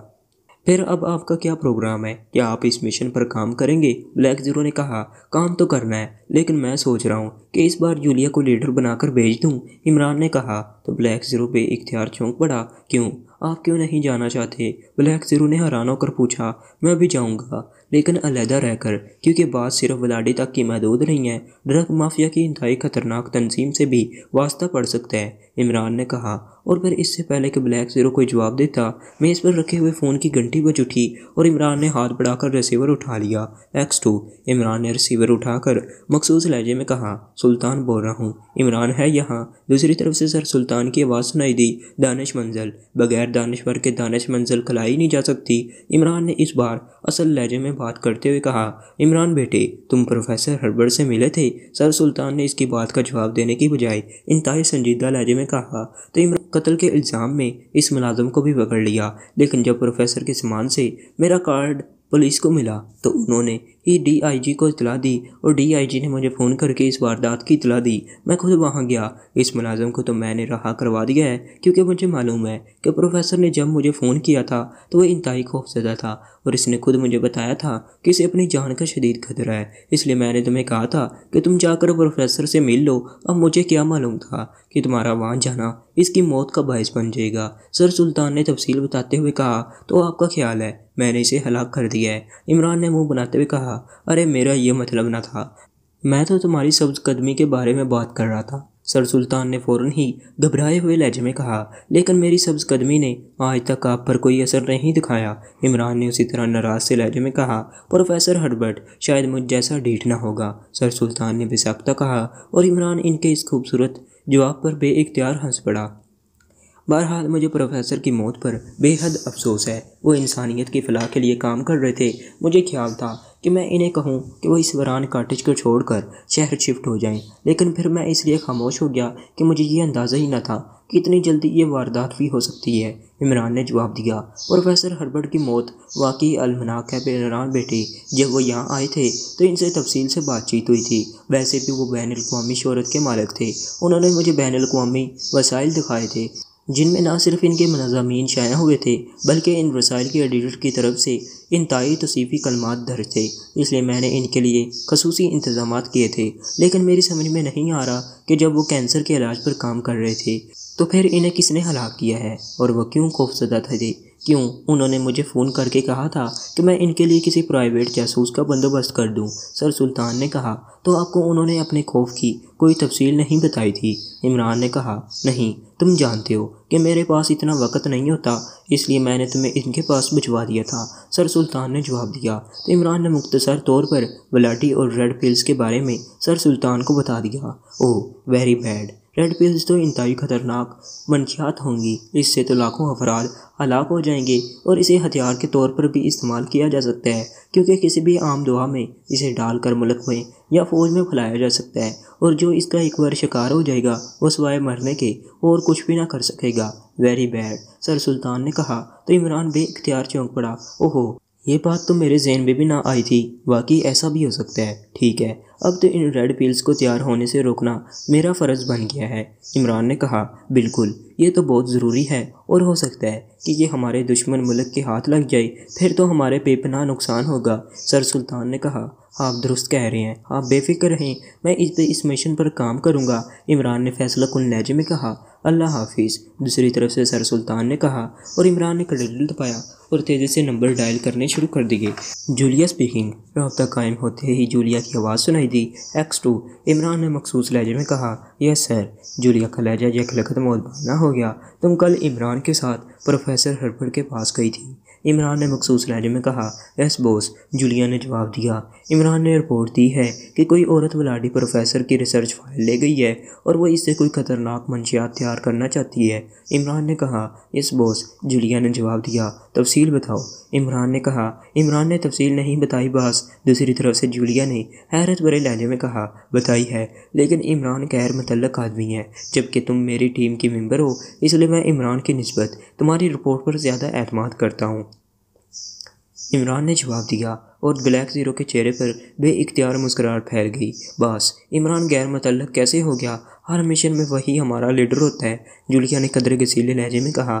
وہ اس لیے لیڈر ہوتا ہے کہ میں اسے لیڈر تصور کرتا ہوں اور اسے اس کی باقاعدہ ادائیگی کی جاتی ہے، لیکن اس کے باوجود وہ بہرحال غیر سرکاری آدمی ہے، عمران نے کہا۔ باس، عمران مذاق ضرور کرتا ہے، ویسے وہ انتہائی ذمہ دار آدمی ہے۔ جولیا نے الٹا عمران کی تعریف شروع کر دی۔ جو میں نے پوچھا ہے اس کا جواب دو، میں عمران کو تم سے بہتر جانتا ہوں۔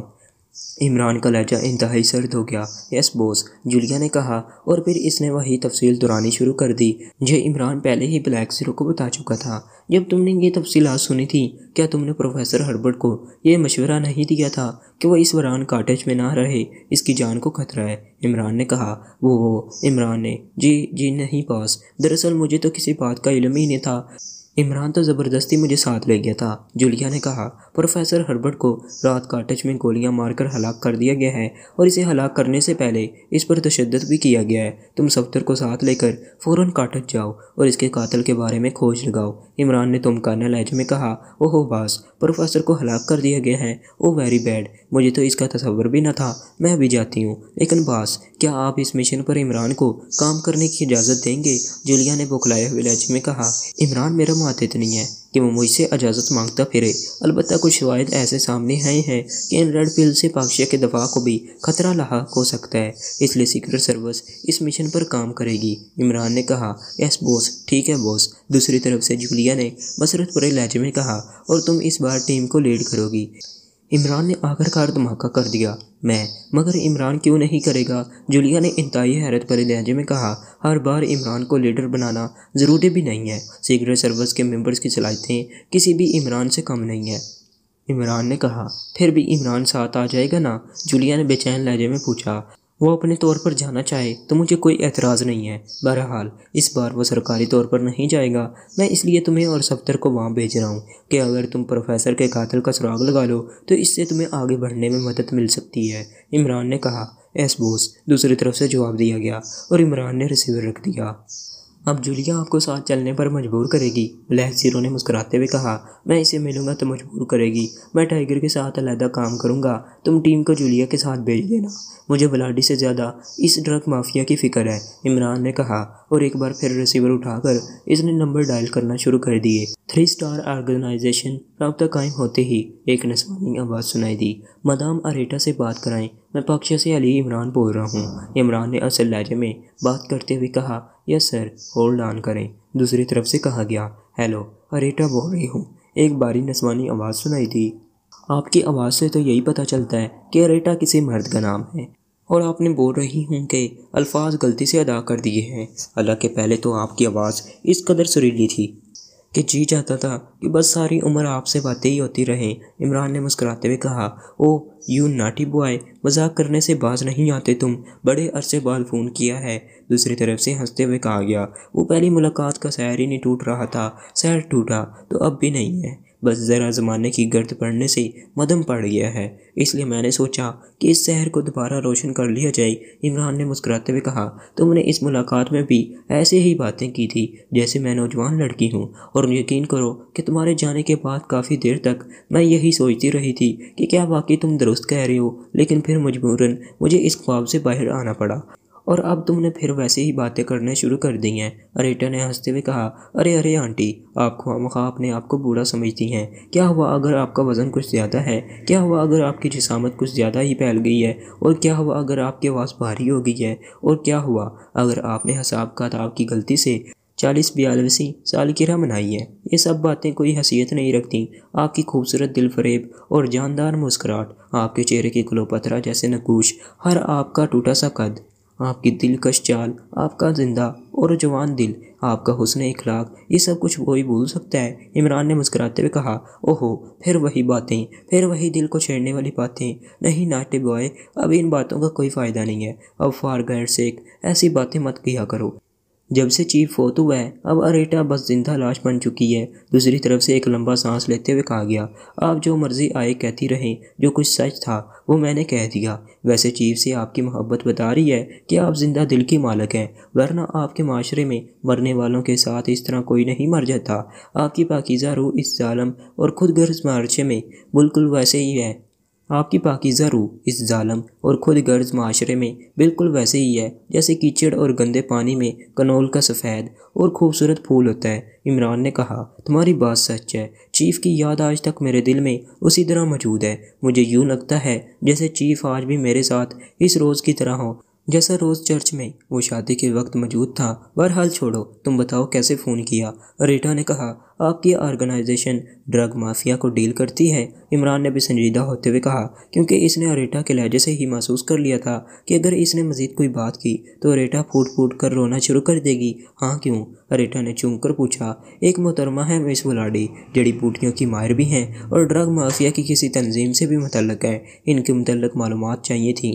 عمران نے جواب دیا۔ ولاڈی، میں جانتی ہوں اسے، وہ انتہائی خطرناک عورت ہے۔ ڈرگ مافیا کی سب سے طاقتور اور خطرناک تنظیم ریڈ رنگ کی چیف ہے۔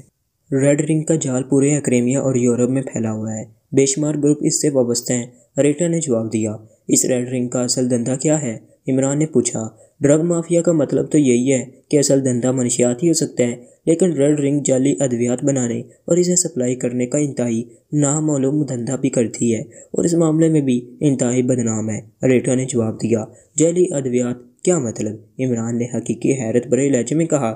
اس تنظیم نے کئی خفیہ طور پر ادویات بنانے کی فیکٹریاں قائم کر رکھی ہیں جہاں انتہائی ماہر لوگوں کو رکھا گیا ہے۔ ایسی ادویات جو انتہائی مہنگی ہوتی ہیں۔ یہ لوگ ویسی ادویات تیار کرتے ہیں اور بالکل ویسے ہی پیکنگ اور اسی نام سے جس نام سے اصل کمپنی انہیں فروخت کرتی ہے پورے ایکڈیمیا اور یورپ میں مخصوص طریقے سے فروخت کر دیتی ہیں۔ اس طرح یہ لاکھوں کروڑوں ڈالر کماتی ہیں۔ ریٹا نے جواب دیا۔ تو کیا یہ ادویات ضرر رساں ہوتی ہیں؟ عمران نے کہا۔ ظاہر ہے ان میں وہ پورے اجزاء تو نہیں ہوتے، اس لیے وہ ویسے فائدہ نہیں کرتی، بلکہ بعض اوقات الٹا نقصان کر دیتی ہیں اور لوگ مر جاتے ہیں، لیکن انہیں اس سے کوئی مطلب نہیں ہوتا، اور پھر نہ ہی ان پر کوئی ٹیکس ہوتا ہے اور نہ ہی کوئی ڈیوٹی۔ ریٹا نے جواب دیتے ہوئے کہا۔ ویری بیڈ، یہ تو مریضوں کو مارنے والی بات ہے۔ عمران نے کہا۔ لوگ تو اچھے بھلے انسانوں کو مار دیتے ہیں، یہ تو پھر مریض ہوتے ہیں۔ اب تم دیکھو کہ منشیات کا کیا نتیجہ نکلتا ہے، یہی المناک موت، لیکن یہ دھندا پوری دنیا میں پھیلا ہوا ہے۔ ریٹا نے جواب دیا۔ لیکن آنٹی، منشیات جو استعمال کرتا ہے انامی شخص ہے جس کا تعلق پہلے ایکڈیمیا کی کسی خفیہ ایجنسی سے رہا ہے۔ ویسے عملی طور پر اصل باس وہی ہے۔ ولنگٹن میں ایک آدمی راجر کا نام بھی سننے میں آیا ہے، اس کا تعلق بھی ایکڈیمین سیکرٹ سروس سے رہا ہے۔ بس مزید میں کچھ نہیں جانتی، کیونکہ میں نے اس بارے میں کبھی جاننے کی کوشش ہی نہیں کی۔ ریٹا نے جواب دیا۔ کوئی ایسی ٹپ بتا دیں جس سے راجر، ولاڈی یا ڈان جان کے بارے میں موجودہ حالات کے متعلق بتایا جا سکے۔ عمران نے کہا۔ ڈان جان اور ولاڈی کے بارے میں مجھے تو کوئی علم نہیں ہے، البتہ راجر ولنگٹن میں ایک کاروباری فرم کا مالک ہے، راجر انٹرنیشنل کارپوریشن۔ یہ کارپوریشن سیاحت سے متعلق سامان کا کاروبار کرتی ہے۔ اس کا دفتر ولنگٹن میں ویلز روڈ پر ہے۔ ریٹا نے جواب دیتے ہوئے کہا۔ اس راجر کا حلیہ؟ عمران نے پوچھا، اور ریٹا نے حلیہ بتا دیا۔ اوکے، شکریہ آنٹی، گڈ بائے، عمران نے کہا اور ریسیور رکھ دیا۔ اس کال سے تو یہی پتہ چلتا ہے کہ پروفیسر ہربرٹ مرحوم کی یہ بات درست تھی کہ ریڈ پلز بنائی جا سکتی ہیں۔ اگر یہ لوگ جعلی ادویات بناتے ہیں تو یہ ان ادویات میں ریڈ پلز کے خصوصی مرکب شامل کر سکتے ہیں، یا ان ریڈ پلز کو کسی بھی عام دوا کی شکل میں تیار کیا جا سکتا ہے، مثلا سر درد کی گولیاں یا ایسی دوائیں جو پوری دنیا کے لوگ ویسے ہی عام استعمال کرتے ہوں۔ بلیک زیرو نے کہا۔ ہاں، اور سر سلطان کا آئیڈیا بھی درست ہے۔ فوج کے لیے ادویات کا باقاعدہ فنڈز دیا جاتا ہے۔ اگر فوج کو ہونے والی ادویات کی سپلائی میں ریڈ پلز شامل کر دی جائیں تو نتیجہ یہ ہوگا کہ چند ماہ بعد انتہائی محنت سے تربیت یافتہ فوج قدی طور پر مفلوج ہو کر رہ جائے گی، اور چاہے ہمارے پاس دنیا کے کتنے ہی جدید ترین ہتھیار ہوں، سب ڈھیر ہو جائیں گے۔ عمران نے کہا میرا خیال ہے ہمیں ولاڈی کے بجائے اس ڈان جان پر توجہ کرنی چاہیے۔ اریٹا نے اسے عملی چیف کہا ہے، لہٰذا وہی اس لیبارٹری کا انچارج ہوگا جہاں یہ جیلی ادویات تیار ہوتی رہی ہوں گی۔ جب تک یہ لیبارٹریاں تباہ نہ ہوں تب تک مشن مکمل نہیں ہو سکتا۔ بلیک زیرو نے کہا اس مشن کے دو حصے بن رہے ہیں، ایک تو اس ولاڈی کو ٹریس کر کے اس سے وہ فائل حاصل کرنا تاکہ آئندہ ریڈ پلز تیار ہونے کا سکوپ ختم کر دیا جائے، اور دوسرا ان لیبارٹریوں کو تباہ کرنا تاکہ اگر وہاں ریڈ پلز کی تیاری شروع کر دی گئی ہے تو انہیں تباہ کر کے اس خطرے کا مکمل طور پر سدباب کرنا۔ اس لیے جولیا کی سربراہی میں جو ٹیم جائے گی وہ ولاڈی کو کور کر کے اس سے ریسرچ فائل واپس لے گی، جبکہ میں اس ڈان جان کے خلاف براہ راست کام کروں گا۔ عمران نے جواب دیا لیکن آپ ڈان جان کے بارے میں کیسے معلوم کریں گے؟ بلیک زیرو نے کہا میرے ذہن میں یہ مخصوص انداز کا نام موجود ہے، مجھے لائبریری میں جا کر کام کرنا ہوگا۔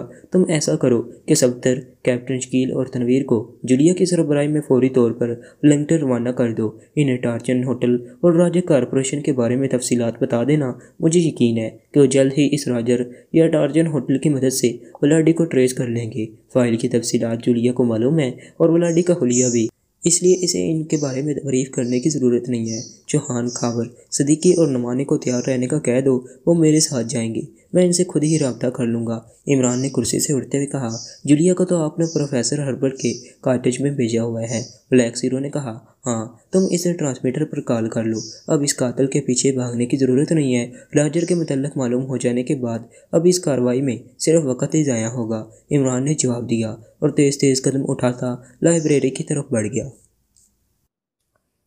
ایک بڑے سے کمرے میں صوفوں پر جولیا، صفدر اور کیپٹن شکیل بیٹھے ہوئے تھے، جبکہ تنویر باتھ روم میں تھا۔ جولیا اپنی اصل شکل میں تھی، جبکہ صفدر اور کیپٹن شکیل ایکریمین میک اپ میں تھے۔ وہ کل رات پاکشیا سے ولنگٹن پہنچے تھے اور رات ایک کام سے ہوٹل میں گزار کر انہوں نے صبح ہوٹل چھوڑا اور ایک پراپرٹی سینڈیکیٹ کی مدد سے یہ کوٹھی حاصل کر لی۔ کوٹھی مکمل طور پر فرنشڈ تھی۔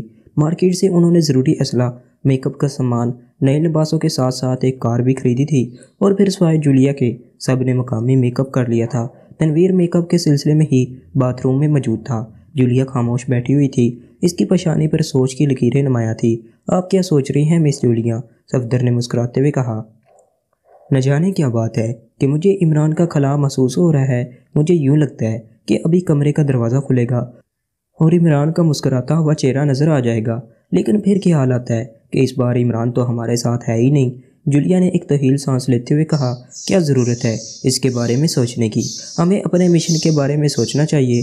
تنویر نے باتھ روم سے باہر آتے ہوئے تلخ لہجے میں کہا، اور جولیا نے بھی اختیار ہونٹ پھینچ لیے۔ تنویر کی بات درست ہے مس جولیا، ہم ہر بار عمران کو لیڈر بنانے پر شور مچاتے رہتے ہیں، اس لیے چیف نے اس بار ہمیں یہ ٹیسٹ کیس دیا ہے اور یہ ہمارے لیے چیلنج بھی ہے۔ ہمیں ہر صورت میں اس کیس کو کامیاب کرنا ہے۔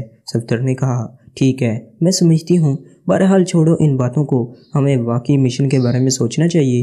ہمارے پاس دو کلیو ہیں، ایک تو ٹارجن ہوٹل کا ہے، وہاں سے اس ولاڈی کا کلیو نکالا جا سکتا ہے، اور دوسرا اس راجر کا ہے جس کا تعلق اس ولاڈی گروپ سے بتایا جاتا ہے۔ ہمیں اب کیا کرنا چاہیے؟ جولیا نے کہا ٹارجن ہوٹل والا کلیو تو مبہم ہے، ہمیں صرف اتنا معلوم ہے کہ ٹارجن ہوٹل ولاڈی کی ملکیت ہے اور بس، اور ضروری نہیں کہ ٹارجن ہوٹل والے ولاڈی کی مصروفیات کے بارے میں بھی جانتے ہوں۔ اس لیے میرا خیال ہے کہ ہمیں سب سے پہلے اس راجر کو تلاش کرنا چاہیے۔ اگر راجر ہمارے ہاتھ لگ جاتا ہے تو اب ہم آسانی سے اس ولاڈی کے بارے میں تازہ ترین معلومات حاصل کر سکتے ہیں۔ تنویر نے بڑے پرجوش لہجے میں کہا میں معلوم کرتا ہوں کہ راجر کہاں ہے۔ صفدر نے کہا، اور میز پر رکھے ہوئے ٹیلی فون کا ریسیور اٹھا کر اس نے انکوائری کے نمبر ڈائل کرنے شروع کر دیے۔ Enquiry police. رابطہ قائم ہوتے ہی ایک آواز سنائی دی، راجر کارپوریشن کا نمبر دے دیں۔ صفدر نے ایکریمین لہجے میں بات کرتے ہوئے کہا، تو دوسری طرف سے فوری طور پر نمبر بتا دیا گیا۔ صفدر نے نمبر ڈائل کیا، راجر کارپوریشن۔ رابطہ قائم ہوتے ہی ایک نسوانی آواز سنائی دی، راجر صاحب سے بات کرائیں، میں اوہالو سے بول رہا ہوں۔ صفدر نے ایکریمیا کی ایک دور دراز ریاست کا نام لیتے ہوئے کہا، چیف تو بزنس ٹور پر یونائٹڈ کاربن گئے ہوئے ہیں اور ان کا یہ دور خاصا طویل ہے۔ آپ جنرل مینیجر سے بات کر لیں۔ دوسری طرف سے جواب دیا گیا، سوری، مجھے ان سے ذاتی کام تھا، صفدر نے منہ بناتے ہوئے کہا اور ریسیور رکھ دیا۔ لو، ایک گلو تو ختم ہوا، اب صرف دوسرا ہی رہ گیا ہے، صفدر نے ایک طویل سانس لیتے ہوئے کہا۔ راجر کوئی عام کاروباری آدمی نہیں ہے صفدر، اس لیے ضروری نہیں ہے کہ جو کچھ بتایا گیا ہے وہ درست بھی ہو۔ اس کے باوجود میرا خیال ہے ہمیں ٹارجن ہوٹل جا کر ولاڈی کے متعلق معلومات حاصل کرنی چاہیے، لیکن ولاڈی کا تعلق چونکہ مجرم تنظیم سے ہے، اس لیے ہمیں اس کے بارے میں معلومات حاصل کرنے کے لیے محتاط رہنا ہوگا۔ کیپٹن شکیل نے کہا، کوئی ضرورت نہیں ہے محتاط رہنے کی، اس طرح سوائے وقت ضائع کرنے کے اور کچھ نہیں ہوگا۔ ہوٹل کا مینیجر ولاڈی کے بارے میں کچھ نہ کچھ جانتا ہوگا اور جو کچھ وہ جانتا ہوگا اسے بتانا پڑے گا، تنویر نے غصیلے لہجے میں کہا، لیکن اس طرح اس تنظیم کو ہمارے متعلق اطلاع پہنچ جائے گی اور ولاڈی غائب ہو جائے گی۔ صفدر نے کہا، پہنچتی ہے تو پہنچتی رہے۔ تنویر نے فطرت کے مطابق کہا، ٹھیک ہے، میں نے تو اپنا خیال ظاہر کیا تھا، فیصلہ تو بہرحال مس جولیا نے کرنا ہے، ہم تو حکم کے پابند ہیں۔ کیپٹن شکیل نے مسکراتے ہوئے کہا، میرا خیال ہے تنویر درست کہہ رہا ہے، اگر ہم احتیاط کے چکر میں پڑے رہے تو کام کو آگے نہ بڑھا سکیں گے، اور اگر کوئی مقابلہ ہوتا ہے تو اس طرح وہ لوگ بھی کھل کر سامنے آ جائیں گے، اس طرح ہمیں آگے بڑھنے میں مزید آسانی ہو جائے گی۔ جولیا نے تنویر کی تائید کرتے ہوئے کہا، اور تنویر کا چہرہ گلاب کے پھول کی طرح کھل اٹھا۔ ٹھیک ہے، کیپٹن شکیل نے کہا، اور صفدر نے بھی اس بات میں سر ہلا دیا۔ آؤ، اب ہمیں ٹارجن ہوٹل چلنا ہے، جولیا نے کہا، اور کرسی سے اٹھ کھڑی ہوئی۔ اس کے اٹھتے ہی صفدر اور کیپٹن شکیل بھی اٹھ کھڑے ہوئے، اور چند لمحوں بعد ان کی کار تیزی سے ٹارجن ہوٹل کی طرف بڑھی چلی جا رہی تھی۔ چونکہ ولنگٹن وہ سینکڑوں بار آئے تھے، اس لیے اس کا ایک ایک چپا ان کا دیکھا بالا ہوا تھا۔ ٹارجن ہوٹل کی وسیع اور عریض 7 منزلہ عمارت کی پارکنگ میں کار روک کر وہ سب نیچے اترے اور تیز تیز قدم اٹھاتے مین ہال کی طرف بڑھتے چلے گئے۔ ٹارجن ہوٹل میں آنے جانے والے سب اعلیٰ طبقے کے افراد موجود تھے، اور ہال میں پہنچ کر بھی انہیں یہی احساس ہوا کہ یہ ہوٹل اعلیٰ طبقے کے افراد کی عام جگہ ہے۔ ایک طرف بڑا سا کاؤنٹر تھا جس کے پیچھے 2 نوجوان خوبصورت ایکریمین لڑکیاں موجود تھیں، ان میں سے ایک فون کال سننے میں مصروف تھی جبکہ دوسری ویٹرز کو سپلائز دینے میں مصروف تھی۔ مینیجر صاحب سے ملنا ہے، جولیا نے قریب جا کر ایک لڑکی سے کہا، ان کا آفس دوسری منزل پر ہے، آپ سٹاف لفٹ کے ذریعے تشریف لے جائیں۔ لڑکی نے مسکراتے ہوئے کہا، اور جولیا سر ہلاتی ہوئی اس لفٹ کی طرف بڑھ گئی جس پر سٹاف کی تختی لگی ہوئی تھی۔ مینیجر کا نام رابرٹ ہوف تھا، اس کی ٹیم پلیٹ دفتر کے باہر موجود تھی۔ دفتر کا دروازہ بند تھا۔ جولیا نے اس پر دستخط دی، یس کم ان پلیز۔ دروازے کے ساتھ لگے ہوئے اسپیکر میں سے ایک مہذب آواز سنائی دی، اور جولیا نے دروازے کو دھکیل کر کھولا اور اندر داخل ہو گئی۔ اس کے پیچھے اس کے ساتھی بھی اندر چلے گئے۔ آفس خاصا وسیع و عریض تھا اور اسے انتہائی شاندار انداز میں سجایا گیا تھا۔ بڑی سی دفتری میز کے پیچھے ایک ادھیڑ عمر آدمی موجود تھا جس کے جسم پر قیمتی کپڑے اور جدید طراز کا 3 پیس سوٹ موجود تھا۔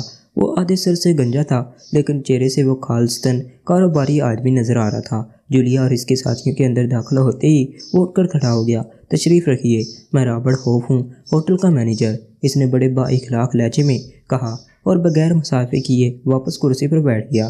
جولیا میں اس کے سامنے رکھی ہوئی کرسی پر بیٹھ گئی جبکہ اس کے ساتھی سائڈ پر موجود صوفوں پر ٹک گئے۔ ہمیں فوری طور پر مادام ولاڈی سے ملنا ہے، جولیا نے سپاٹ لہجے میں کہا تو مینیجر چونک پڑا۔ اوہ، میڈم تو یہاں ہوٹل میں نہیں ہوتی، یہ ہوٹل اس کی ملکیت ضرور ہے لیکن یہاں وہ آتی نہیں، مینیجر نے جواب دیا۔ لیکن اس کی آنکھیں اب انتہائی توجہ سے جولیا اور اس کے ساتھیوں کا جائزہ لینے میں مصروف تھی۔ جہاں بھی وہ موجود ہوں اس جگہ کا پتہ بتا دیں، جولیا نے کہا۔ سوری مادام، میں معذرت خواہ ہوں، مجھے ان کے معاملات کا کوئی علم نہیں ہے اور نہ میں نے کبھی انہیں جاننے کی کوشش کی ہے، مینیجر نے کہا۔ مسٹر رابرٹ ہوف، ہمیں ابھی اور اسی وقت ہر قیمت پر ولاڈی کا پتہ چاہیے۔ تنویر نے یکلکت اٹھ کر میز کے قریب آتے ہوئے انتہائی کرخت لہجے میں کہا، آپ تشریف رکھیے، میں نے جو کچھ کہا ہے انتہائی ذمہ داری سے کہا ہے، میں ایک ذمہ دار آدمی ہوں، ویسے آپ تشریف رکھیے، میں ان کی رہائش گاہ سے معلوم کرتا ہوں، مینیجر نے کہا، اور تنویر خاموشی سے ہونٹ چباتا ہوا واپس صوفے پر جا کر بیٹھ گیا۔ مینیجر نے میز پر پڑے ہوئے مختلف رنگوں کے انٹرکام میں سے ایک کا ریسیور اٹھایا اور ایک نمبر ڈائل کر دیا۔ مینیجر بول رہا ہوں، میڈم ولاڈی کی رہائش گاہ پر میری کسی سے بات کراؤ، مینیجر نے کہا اور واپس ریسیور رکھ دیا۔ چند لمحوں بعد سرخ رنگ کے ٹیلی فون کی گھنٹی بج اٹھی اور مینیجر نے ریسیور اٹھایا۔ مینیجر رابرٹ ہوپ بول رہا ہوں، ہوٹل سے۔ مادام ولاڈی سے ملاقات کے لیے ایک خاتون اور 3 صاحبان یہاں میرے دفتر میں تشریف لائے ہیں۔ وہ میڈم سے فوری ملاقات چاہتی ہیں۔ کیا میڈم رہائش گاہ پر موجود ہیں؟ مینیجر نے با اخلاق لہجے میں بات کرتے ہوئے کہا۔ بہتر، ٹھیک ہے، مینیجر نے دوسری طرف سے کچھ سننے کے بعد کہا اور ریسیور رکھ دیا۔ اتفاق سے میڈم اپنی رہائش گاہ پر موجود ہیں، جارج کالونی، کوٹھی نمبر 6A بلاک۔ آپ وہاں تشریف لے جائیں، میں آپ کی ملاقات ہو جائے گی۔ اور کوئی خدمت؟ مینیجر نے اسی طرح با اخلاق لہجے میں کہا۔ آپ کے تعاون کا شکریہ، جولیا نے اٹھ کر کھڑے ہوتے ہوئے کہا، اور مینیجر بھی اخلاقاً اٹھ کر کھڑا ہو گیا اور جولیا واپس دروازے کی طرف مڑ گئی۔ اس کے ساتھی بھی خاموشی سے اس کے پیچھے چلتے ہوئے دفتر سے باہر آ گئے۔ مجھے صورتحال خطرناک محسوس ہو رہی ہے، کیپٹن شکیل نے باہر آتے ہی کہا تو اس کے ساتھی بے اختیار چونک پڑے۔ خطرناک؟ کیا مطلب؟ جولیا نے چونک کر بھی نوجوان باہر آ گیا۔ مادام ولاڈی سے ملنا ہے، ابھی ٹارجن ہوٹل کے مینیجر نے فون کیا تھا۔ تنویر نے ملازم سے مخاطب ہو کر کہا، جی اچھا، میں پھاٹک کھولتا ہوں، آپ گاڑی اندر لے آئیں۔ ملازم نے انتہائی مودبانہ لہجے میں کہا اور واپس چلا گیا۔ تنویر دوبارہ ڈرائیونگ سیٹ پر بیٹھ گیا۔ باقی آپ تو مجھے بھی حیرت ہو رہی ہے، جولیا نے مسکراتے ہوئے کہا۔ میرا خیال ہے کہ پروفیسر ہربرٹ کو قتل کرنے کے بعد یہ لوگ مطمئن ہیں، اس لیے ان کی بے خبری کی وجہ سے یہ سب کچھ ہو رہا ہے، تنویر نے کہا۔ اسی لمحے بڑا پھاٹک کھلا اور تنویر کار اندر لے گیا۔ وسیع پورچ میں پہلے سے 2 کاریں موجود تھیں۔ تنویر نے کار ان کے سامنے جا کر روک دی اور کار سے باہر آ گئے۔ برآمدے میں ایک 3 پیس سوٹ پہنے ادھیڑ عمر آدمی موجود تھا۔ وہ برآمدے سے اتر کر ان کی طرف بڑھا۔ میں میڈم کی رہائش گاہ کا مینیجر ہوں، آسٹن، فرمائیے، اس ادھیڑ عمر آدمی نے قریب آتے ہوئے کہا۔ ہوٹل ٹارجن کے مینیجر نے ابھی فون کیا تھا، ہم نے مادام سے ملاقات کرنی ہے، اس بار جولیا نے کہا۔ او یس، میں نے ہی فون اٹینڈ کیا تھا، آئیے تشریف لائیے، مینیجر نے کہا اور واپس برآمدے کی طرف مڑ گیا۔ چند لمحوں بعد وہ ایک گیلری سے گزر کر ایک بڑے کمرے میں پہنچ گئے جہاں کرسیاں اور میز موجود تھیں، لیکن یہ کمرہ ڈرائنگ روم کے انداز میں سجا ہوا نہ تھا، بلکہ اپنے فرنیچر کی وجہ سے عام سا سیٹنگ روم لگتا تھا۔ تشریف رکھیے، میں مادام کو آپ کی آمد کی اطلاع کرتا ہوں، مینیجر نے کہا اور واپس دروازے کی طرف مڑ گیا۔ مجھے اب پہلے سے بھی زیادہ خطرے کا احساس ہونے لگا ہے، مینیجر کا انداز غیر فطری ہے، کیپٹن شکیل نے مینیجر کے کمرے سے باہر جاتے ہوئے کہا۔ وہ کیسے؟ جولیا نے چونک کر پوچھا۔ اس نے اتنا بھی نہیں پوچھا کہ ہم کون ہیں، کہاں سے آئے ہیں، ہمارا تعارف کیا ہے اور ہماری آمد کا مقصد کیا ہے، کیپٹن شکیل نے جواب دیتے ہوئے کہا۔ اور کیپٹن شکیل کی بات سن کر ان سب کے ہونٹ بے اختیار پنچ گئے۔ چند لمحوں بعد اچانک انہیں چھت سے سرسراہٹ کی ہلکی سی آوازیں سنائی دیں اور وہ چاروں بے اختیار چونک کر چھت کی طرف دیکھتے ہی رہ گئے تھے کہ یکلگت چھت سے سرخ رنگ کی تیز روشنی کے دہاڑے ان کے جسموں پر پڑے اور اس کے ساتھ ہی انہیں یوں محسوس ہوا جیسے ان کے ذہنوں پر اچانک کسی نے تاریک چادریں ڈال دی ہوں، اور پھر جس طرح گپ اندھیرے میں دور کہیں جگنو چمکتا ہے، اس طرح جولیا کے ذہن میں بھی جگنو سا چمکا، اور پھر آہستہ آہستہ یہ روشنی پھیلتی چلی گئی اور جولیا کی آنکھیں ایک جھٹکے سے کھل گئیں۔ چند لمحوں تک تو اس کی آنکھوں کے سامنے دھند سی چھائی رہی، لیکن پھر اس کا شعور بیدار ہوتا چلا گیا اور اس نے پوری طرح ہوش میں آتے ہی چونک کر ادھر ادھر دیکھا، اور اس کے ساتھ ہی اس کے منہ سے بے اختیار ایک طویل سانس نکل گیا۔ اس نے دیکھا کہ وہ اور اس کے ساتھی لوہے کے راڈز والی کرسیوں میں جکڑے ہوئے تھے۔ اس کا اپنا جسم بھی لوہے کی ایک کرسی میں راڈ سے جکڑا ہوا تھا۔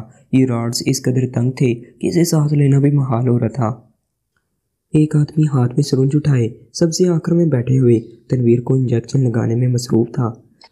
اس کے دائیں طرف صفدر اور بائیں طرف کیپٹن شکیل کی کرسی تھی، جبکہ تنویر صفدر کے بعد تھا۔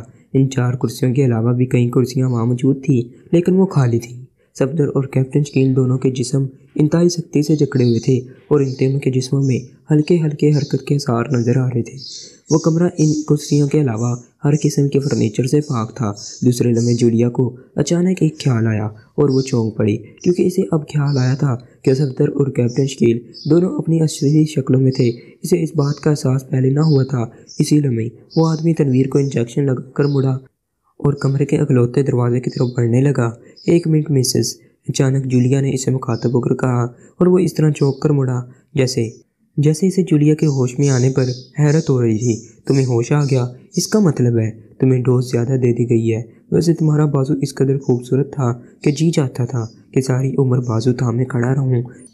इस आदमी ने बड़े घटिया अंदाज में मुड़कर बात करते हुए कहा, और जूलिया इसके इस लहजे और गुफ्तगू से ही समझ गई थी कि ये लोग इंतहाई घटिया सतह के हैं।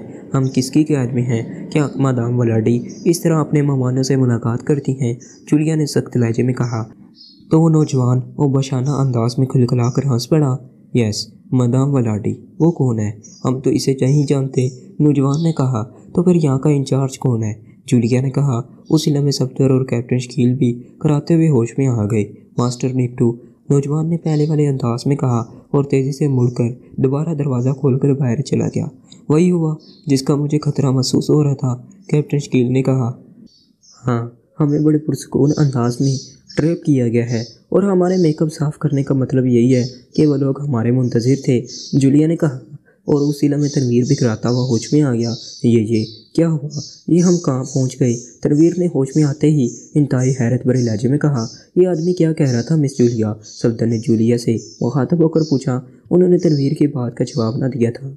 इंतहाई घटिया तबके का बदमाश लग रहा था। मैंने पूछा कि हम वलाडी की कैद में हैं, तो कहने लगा वो किसी वलाडी को नहीं जानता और हम मास्टर निप्टू की कैद में हैं, जूलिया ने जवाब दिया। और फिर इससे पहले कि इनके दरमियान मज़ीद बातचीत होती, दरवाज़ा एक धमाके से खुला और 3 अफराद अंदर दाखिल हुए, जिनमें से एक आगे और 2 इसके पीछे थे। पीछे आने वालों में से एक वही था जिसने इन्हें होश में लाने के लिए इंजेक्शन लगाए थे। आगे आने वाले का कद दरमियाना था, लेकिन जिस्म इस तरह मखसूस था जैसे वो बॉडी बिल्डिंग के मुकाबलों में हिस्सा लेता रहा हो। इसने जर्द रंग की बनियान पहनी हुई थी जिस पर सुर्ख रंग से एक नई आरिया औरत की तस्वीर बनी हुई थी। जीन्स की पतलून के नीचे इसने फुल कोट पहन रखे थे। इसकी छोटी छोटी आंखों में अयारी, मकारी और खबासत जैसे कूट कूट कर भरी हुई थी। वो कमरे में दाखिल हुआ और फिर इनके सामने दोनों ही पैर फैलाकर खड़ा हो गया और अपने दोनों बाजू सीने पर इस तरह बांध लिए कि इसका एक हाथ दूसरे बाजू पर थपकी दे रहा था और दूसरा हाथ दूसरे बाजू पर। इसके पीछे आने वाले दोनों के लिबास और चेहरे पर मौजूद तासरात भी इन्हें घटिया दर्जे के बदमाश साबित कर रहे थे, लेकिन वो इसके पीछे सीधे खड़े हुए थे। एक कबूतरी पूछ रही थी मास्टर कि वो किसकी कैद में है। इसने किसी मादाम वलाडी का नाम भी लिया था, लेकिन मैंने इसे बता दिया कि तुम मास्टर टीपू की कैद में हो और हम किसी वलाडी को नहीं जानते, पीछे खड़े हुए इसी नौजवान ने कहा जिसने इन्हें इंजेक्शन लगाए थे। फिक्र मत करो डंपो, इसे अब अपनी ज़िंदगी मास्टर डंपो के साथ ही गुजारनी है। इसे अच्छी तरह मालूम हो जाएगा कि मास्टर टेपू कौन है, इस आगे खड़े बनियान वाले ने इंतहाई लच्छट लहजे में कहा। बंधे हुए के सामने इस तरह अकड़ कर खड़े हुए मच्छर की औलाद हो। तुम मेरा एक बाजू उड़ा कर दो और फिर अगर तुमने मुझे उंगली लगाकर दिखा दो तो मैं बाकी सारी उम्र तुम्हारी गुलामी करता रहूँगा। तुम लोग गंदगी के कीड़े हो और कीड़ों में रेंगने वाले कीड़े, तनवीर ने इंतहाई गसीला लहजे में कहा। इनके मुंह मत लगो, ये इंतहाई घटिया लोग हैं। ये बंधे हुए के साथ ने इसी तरह अकड़ते हैं और खुले हुए के सामने हाथ जोड़कर ज़िंदगी की भीख मांगना शुरू कर देते हैं। तनवीर के बाद सफदर ने मुंह बनाते हुए इंतहाई हकारत भरे लहजे में कहा और पहले तनवीर और फिर सफदर की बात सुनकर इस मास्टर निप्टू के और इसके पीछे खड़े हुए दोनों के चेहरे गुस्से की शिद्दत से मस्क से हो गए, आंखों से चिंगारियां से निकलने लगी। मास्टर निप्टू उछलकर सीधा खड़ा हो गया। मास्टर, हमें इजाज़त दो, हम इन कुत्तों की ज़बानें खींच लें। इन दोनों ने यकलकत चीखते हुए कहा। कुत्तों वाला काम तो तुम कर रहे हो कि पहले हमें बांध कर और फिर हम पर भौंक रहे हो। नॉनसेंस, कैप्टन शकील ने होंठ खींचते हुए कहा। डंपो, अचानक मास्टर निप्टू ने हलक के बल चीखते हुए कहा। गुस्से की शिद्दत से इसके जिस्म के पट्टे लरस रहे थे। यस मास्टर, डंपो ने जल्दी से आगे बढ़ते हुए कहा। इन तीनों को खोल दो, अब अबरनाक मौत का इनका मुकद्दर बन चुकी है। उन्होंने मास्टर निप्टू को ललकारा है। मास्टर निप्टू को जिसके सामने बड़े से बड़ा लड़ाका आंखें नहीं उठा सकता। मास्टर निप्टू ने चीखते हुए कहा। मास्टर, आपका इनसे लड़ना आपकी तौहीन है। आप मुझे हुक्म दें, मैं अभी इन तीनों की एक एक हड्डी तोड़ दूंगा। निप्टू के साथ खड़े हुए दूसरे आदमी ने चीखते हुए कहा। वाह, चूहों की तरह अपने दुमों पर खड़े नाच रहे हो। तुम तीनों कह रहे हो तुम सिर्फ मुझे आज़ाद कर दो और तीनों मेरे मुकाबले पर आ जाओ। तनवीर ने इनका मजाका उड़ाते हुए कहा और फिर तो वो तीनों जैसे पागल से हो गए। खोलो, इन्हें खोलो ग्राफ्ट फौरन। मास्टर निप्टू ने गुस्से की शिद्दत से चीखते हुए इस दूसरे आदमी से कहा और फिर डंपो और क्राफ्ट दोनों दौड़ते हुए इनकी कुर्सियों के हकम में आए और फिर कटाक कटाक की आवाज़ों के साथ ही पहले सफदर और तनवीर की कुर्सियों के राड्स गायब हुए और फिर एक सेकंड के वक्फे के बाद कैप्टन शकील भी कुर्सी की गिरफ्त से आज़ाद हो गया। जूलिया अलबत्ता उसी तरह बंधी हुई बैठी रही थी। इसने इनकी गुफ्तगू में कोई दखल न दिया था। کیونکہ اسے معلوم تھا کہ اس کے ساتھیوں نے ان گھٹیا بدماشوں کو اکسا کر آزاد کرانے کا صحیح طریقہ استعمال کیا ہے۔ اب سنبھالتے رہو کتوں کے پلوں۔ ماسٹر نپٹو نے زور سے چیختے ہوئے کہا اور یک لخت بجلی کی سی تیزی سے اچھل کر اس نے سامنے کرسی سے اٹھ کر کھڑے ہوتے ہوئے کیپٹن شکیل پر حملہ کر دیا، جبکہ ڈمپو اور گرافٹ صفدر اور تنویر کے مقابلہ آ گئی، لیکن دوسرے لمحے کمرہ ان تینوں کے حلق سے نکلنے والی چیخوں سے گونج اٹھا۔ کیپٹن شکیل، صفدر اور تنویر تینوں ان کے حملہ آور ہوتے ہی بجلی کی سی تیزی سے اچھل کر ایک طرف ہوئے اور وہ تینوں اپنے ہی زور میں لوہے کی انہی کرسیوں سے جا ٹکرائے جن پر ایک لمحہ پہلے صفدر، کیپٹن شکیل اور تنویر موجود تھے، اور اس طرح اچانک لوہے کی کرسیوں سے پوری قوت سے ٹکرانے کی وجہ سے ان تینوں کے حلق سے چیخیں سی نکل گئیں۔ ڈمپو اور گرافٹ کا فوراً خاتمہ کرو اور اس نپٹو کو بے ہوش کر دو، ہو سکتا ہے باہر ان کے اور ساتھی ہوں، جولیا نے چیخ کر کہا، اور اب اس کا فکرہ ختم ہی ہوا تھا کہ اس کے ساتھیوں نے یک لگت سیدھے ہوتے ہوئے ان تینوں کو گردنوں سے پکڑا اور کمرہ ایک بار پھر ان کی ہولناک چیخوں سے گونج اٹھا۔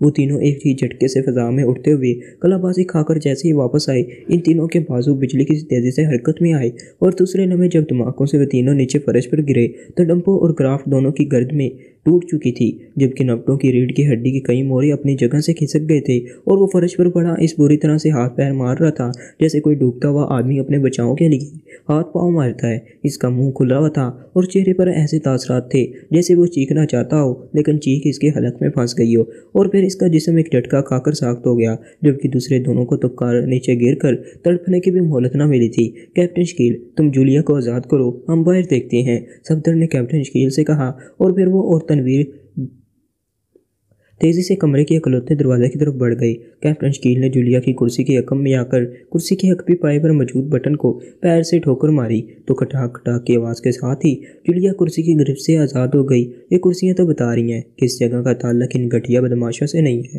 کیونکہ ایسے گھٹیا بدماش اس قسم کی کرسیوں کے چکر میں نہیں پڑا کرتے۔ جولیا نے کرسی سے اٹھتے ہوئے کیپٹن شکیل سے مخاطب ہو کر کہا، آپ کی بات درست ہے مس جولیا۔ کیپٹن شکیل نے اس بات میں سر ہلاتے ہوئے کہا، یہ نپٹو مر تو نہیں گیا؟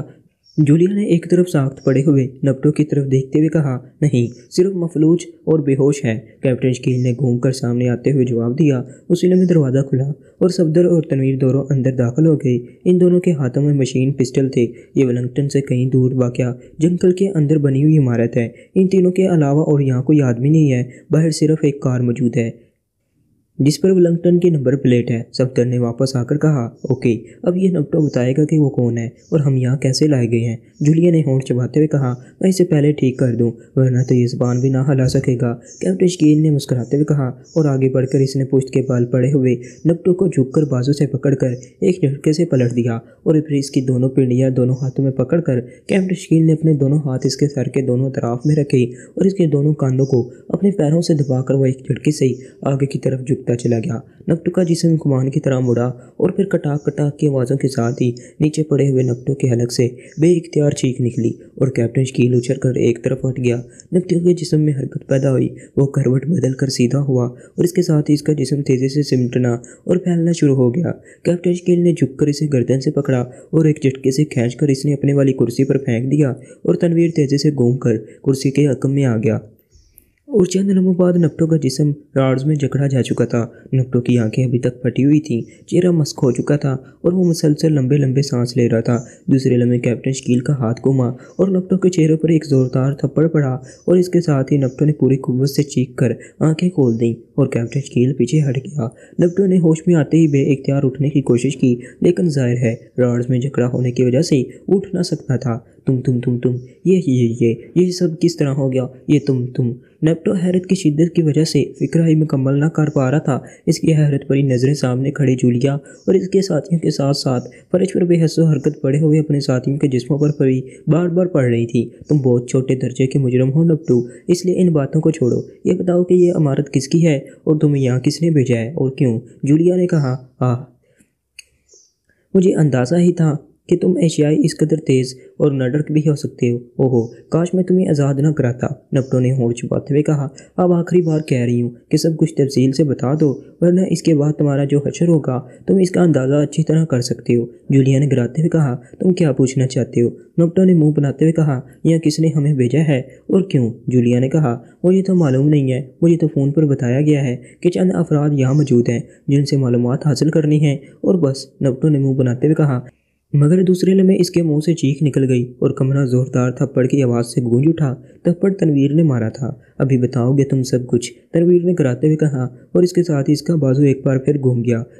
तुम बांध कर मार रहे हो तुम, डॉक्टर ने अपनी चीख रोकते हुए कहा। तुम हो ही इसी काबल, तनवीर ने कहा, और इसके साथ ही इसका हाथ बिजली की सी तेज़ी से घुमा और इस बार नपटों के अलग से ऐसी कर्बनाक चीख निकली कि कमरा गूंज उठा। इसका चेहरा बुरी तरह मस्क हो गया था और वह चंद लम्हे सर इधर उधर मारने के बाद साख्त हो गया। तनवीर ने इसकी आंख पर इस तरह ज़रब लगाई थी कि एक मुड़ी हुई उंगली ने इसका डेला बाहर निकाल दिया था और अब इसकी आंख से मवाद और खून इकट्ठा खारिज हो रहा था। जूलिया और बाकी साथी खामोश खड़े हुए थे। तनवीर ने बड़े इत्मीनान से हाथ नपटों की बनियान से साफ किए और एक बार फिर इसके चेहरे पर थप्पड़ों की बारिश कर दी।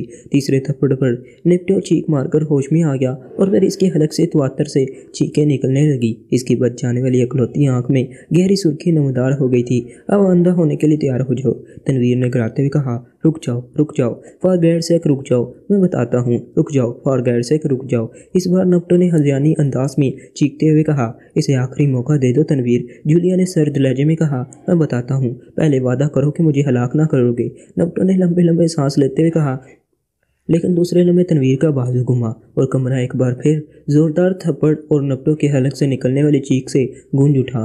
वादा लेते हो हमसे जैसे हम तुम्हारे बंधे हुए हैं? ना बताओ, मैं अभी तुम्हारा वॉशर कर दूंगा, तनवीर ने गुस्से से चीखते हुए कहा। ठीक है नपटो, वादा कि तुम्हें जान से ना मारा जाएगा, बोलो सब कुछ बता दो, जूलिया ने तनवीर को पीछे हट जाना का इशारा करते हुए कहा। और तनवीर इस तरह होंठ पीछे छेड़ हट गया जैसे वो इंतहाई मजबूरी की वजह से ऐसा कर रहा हो। मम्मा पानी पिला दो, मेरी जान निकल रही है, मुझे बेहद तकलीफ हो रही है, नपटो ने डूबते हुए लहजे में कहा। मैं ले रखता हूँ पानी, सफदर ने कहा और तेजी से मुड़कर कमरे से पैर निकल गया। चंद लम्हों बाद वो वापस आया तो इसके हाथ में शराब की बोतल थी। इसने बोतल का ढक्कन हटाया और बोतल नपटो के मुंह से लगा दी। नपटो ने इस तरह गट्टा कर शराब पीनी शुरू कर दी जैसे सदियों बाद इसे पहली बार शराब पीने का मौका मिल रहा हो। क्या ज़रूरत थी इसे शराब पिलाने की, तनवीर ने कसीले लहजे में कहा। शराब इन लोगों की घटी में पड़ी हुई है, अब इसके होश हवास ज़्यादा अच्छी तरह से दुरुस्त हो जाएंगे, सफदर ने मुस्कुराते हुए कहा। और आधे से ज़्यादा बोतल बनाने के बाद सफदर ने बोतल हटाई और इसे एक तरफ रख दिया। नपटो की मस्कशुदा हालत वाकई तेज़ी से नॉर्मल होती चली जा रही थी। शराब ने इस पर अक्सीर का काम किया था। सुनो नपटो, हमें मालूम है कि तुम दरमियानी आदमी हो, हमारी तुमसे कोई दुश्मनी नहीं है, इसलिए अगर तुम सच सच सब कुछ बता दो तो हम तुम्हें ज़िंदा छोड़ देंगे। जूलिया ने कहा। हाँ मैं बताता हूँ, मेरा यहाँ गिरोह है, मैं रेडल्फ बार का मालिक हूँ और रेड रिंग तंजीम के तहत काम करता हूँ। रेड रिंग का चीफ माइकल हमारा चीफ बास है, वो अक्सर मुझसे और मेरे आदमियों से काम लेता रहता है। ये अड्डा मेरा ज़ाती है, यहाँ मैं इन लोगों को रखता हूँ जिनसे खतरा होता है कि शहर का दूसरा ग्रुप मुदाखलत ना करे। मुझे माइकल ने फ़ोन किया कि एक स्विस लड़की और 3 एशियाई अफराद को मेरे इस अड्डे पर पहुँचा दिया गया है। मेरा आदमी डंपो यहाँ मुस्तकिल तौर पर रहता है। माइकल ने मुझे कहा था कि तुम लोगों को किसी गैस वगैरह से बेहोश किया गया है और डंपो को वो इंजेक्शन दिए गए हैं जिनकी वजह से तुम्हें होश में लाया जा सकता है। माइकल ने मुझे कहा था कि मैंने तुम लोगों से सिर्फ यही मालूम करना है कि क्या तुम लोगों का ताल्लुक किसी अली इमरान से है या नहीं, और अगर है तो अली इमरान कहाँ है, इसके बारे में पूरी तफसील मालूम करना है और इसके बाद तुम्हें गोलियों से उड़ाकर यहाँ जंगल में दफन कर देना है। और अगर तुम्हारा कोई ताल्लुक नहीं है तो फिर भी तुम्हें हलाक करके जंगल में दबा देना है। मैं ग्राफ्ट के साथ यहाँ पहुँचा तो डंपो ने मुझे बताया कि इसने तुम्हें इंजेक्शन लगा दिए हैं और डंपो ने कहा कि तुम एक खूबसूरत लड़की हो इसलिए तुम्हें हलाक ना किया जाए, बस ये बात थी। लेकिन मुझे तो पूछ कुछ का मौका ही ना मिल सका, डंपो ने पूरी तफसील बताते हुए कहा। ये पूछ कुछ वो माइकल ना कर सकता था, इसने तुम्हारे ज़िम्मे ये क्यों बात लगाई, जूलिया ने स्पार्ट लहजे में कहा। मुझे क्या मालूम हो सकता है, इसे तुम्हारे साथियों की तरफ से कोई खतरा होगा इसलिए इसने ऐसा किया होगा, नपटो ने जवाब दिया। तुम पूछ कुछ की तफसीलात इसे कैसे बताते हो, जूलिया ने पूछा। इसने कहा था कि वो फ़ोन करके पूछ लेगा, नपटो ने जवाब दिया। तुम इसे किस नंबर पर फ़ोन करते हो, जूलिया ने कहा। वो अपने आप को खुफिया रखता है, वो खुद फ़ोन करता है या फिर अगर कोई एमरजेंसी हो तो सिटी कॉरपोरेशन में फ़ोन करके कह दिया जाता है कि इस तक पैगाम पहुंचा दिया जाए कि वो फ़लाँ नंबर पर फ़ोन करे और फिर इसका फ़ोन आ जाता है। नपटो ने जवाब देते हुए कहा। सिटी कॉरपोरेशन में किसको फ़ोन करते हुए, जूलिया ने पूछा। Assistant manager marketing Mitchell William को, नपटो ने जवाब दिया। और अगर दफ्तर का वक्त ना हो तब, जूलिया ने पूछा। तो फिर इसकी रहायशगाह पर फ़ोन किया जाता है, मेरा मतलब है मिचेल विलियम की रहायशगाह पर, नपटो ने जवाब देते हुए कहा। इसकी रहायशगाह की तफसील और फ़ोन नंबर बताओ, जूलिया ने पूछा। तो नपटो ने रहायशगाह की तफसीलात के साथ साथ फ़ोन नंबर भी बता दिया। यहाँ फ़ोन है, जूलिया ने मुड़कर अपने साथियों से कहा, नहीं, यहाँ फ़ोन नहीं है। नप्टो ने जवाब दिया, फिर किस तरह तस्दीक होगी कि तुमने सच बोला है या नहीं? जूलिया ने गिराते हुए कहा, मैं सच कह रहा हूँ, मैंने कोई गलत बात नहीं की। नप्टो ने जल्दी से जवाब देते हुए कहा, यहाँ एक अलमारी में ट्रांसमीटर मौजूद है। अचानक कैप्टन शकील ने कहा तो जूलिया के साथ साथ नप्टो भी चौंक पड़ा। ओह, तो इसका मतलब है कि नप्टो ने हमें चक्कर देने की कोशिश की है। जूलिया का लहजा यकलकत बदल सा गया था। नहीं नहीं, मैंने सच कहा था, ट्रांसमीटर तो इमरजेंसी के लिए इस्तेमाल होता है। नप्टो ने जल्दी से कहा, अभी मालूम हो जाता है कि क्या सच है और क्या झूठ। और ये सुन लो कि अगर तुमने झूठ बोला है तो फिर अपने इंतहाई अबरनाक इंतजाम के लिए तैयार हो जाओ। जूलिया ने तेज़ लहजे में कहा, मैं ले आता हूँ ट्रांसमीटर, कैप्टन शकील ने कहा और दरवाजे की तरफ मुड़ गया। मिस जूलिया, बात हलक से उतर ही नहीं रही कि हमें व्लाडी की रहायशगाह पर पुरसरार अंदाज में बेहोश किया जाए, फिर हमारे मेकअप साफ़ किए जाए और इसके बाद यहाँ जंगल में पहुँचा कर इन आम से गुंडों को कहा जाए कि वो हमसे मालूमात हासिल करें। नहीं, ये नप्टो बकवास कर रहा है, ये झूठ बोल रहा है। सफदर ने अचानक इंतहाई संजीदा लहजे में कहा, मैंने सच कहा है, यकीन करो, मैंने सच कहा है। नप्टो ने तेज़ लहजे में कहा, अभी मालूम हो जाता है। जूलिया ने होंठ पीछते हुए कहा। उसी में कैप्टन शकील ट्रांसमीटर उठाए अंदर दाखिल हुआ। फ्रीक्वेंसी बताओ जिस पर तुम व्लाडी से बात करते हो। जूलिया ने ट्रांसमीटर हाथ में लेते हुए कहा, व्लाडी? मैं तो किसी व्लाडी को नहीं जानता, मेरा ताल्लुक तो माइकल से है और मुझे फ्रीक्वेंसी का इल्म नहीं है। डम्पो यहाँ रहता है, इसे मालूम होगा। नप्टो ने जवाब दिया, तनवीर, ये नप्टो हम सबको चक्कर देने की कोशिश कर रहा है। ये मशीन पिस्टल निकालो और इसके जिस्म को शहद की मक्खियों का छत्ता बना दो, लेकिन ख्याल रखना, इसे मरना नहीं चाहिए। जूलिया ने पीछे हटते हुए कहा, अभी देखो किस तरह सच इसके मुंह से निकलता है। तनवीर ने गिराते हुए कहा और सफदर के हाथ में पकड़ा हुआ मशीन पिस्टल इसने झपट लिया। एक मिनट रुक जाओ तनवीर, ये आदमी जानबूझकर वक्त ज़ाया करने की कोशिश कर रहा है, मुझे एक और तरीका इस्तेमाल करने दो। सफदर ने तनवीर को हाथ से रोकते हुए कहा और तेज़ी से आगे बढ़कर इसने एक हाथ नप्टो के सर पर और दूसरे हाथ की उंगलियां मोड़कर इसने नप्टो की सही सालम आँख पर रख दी और फिर जैसे ही इसने उंगली को मखसूस अंदाज में हरकत देनी शुरू की, नप्टो के हलक से इंतहाई करबनाक चीखें निकलने लगी। इसका पूरा जिस्म एक लम्हे में पसीने से शराबोर हो गया था। बोलो वरना। सफदर ने गिराते हुए कहा, रुक जाओ, बताता हूँ। ओह, ये कैसा अजाब है, रुक जाओ, फारगेट से रुक जाओ। नप्टो ने इंतहाई खतरनाक लहजे में कहा, बोलते रहो वरना। सफदर ने गिराते हुए कहा, वो राजर ने तुम्हें यहाँ भेजा था।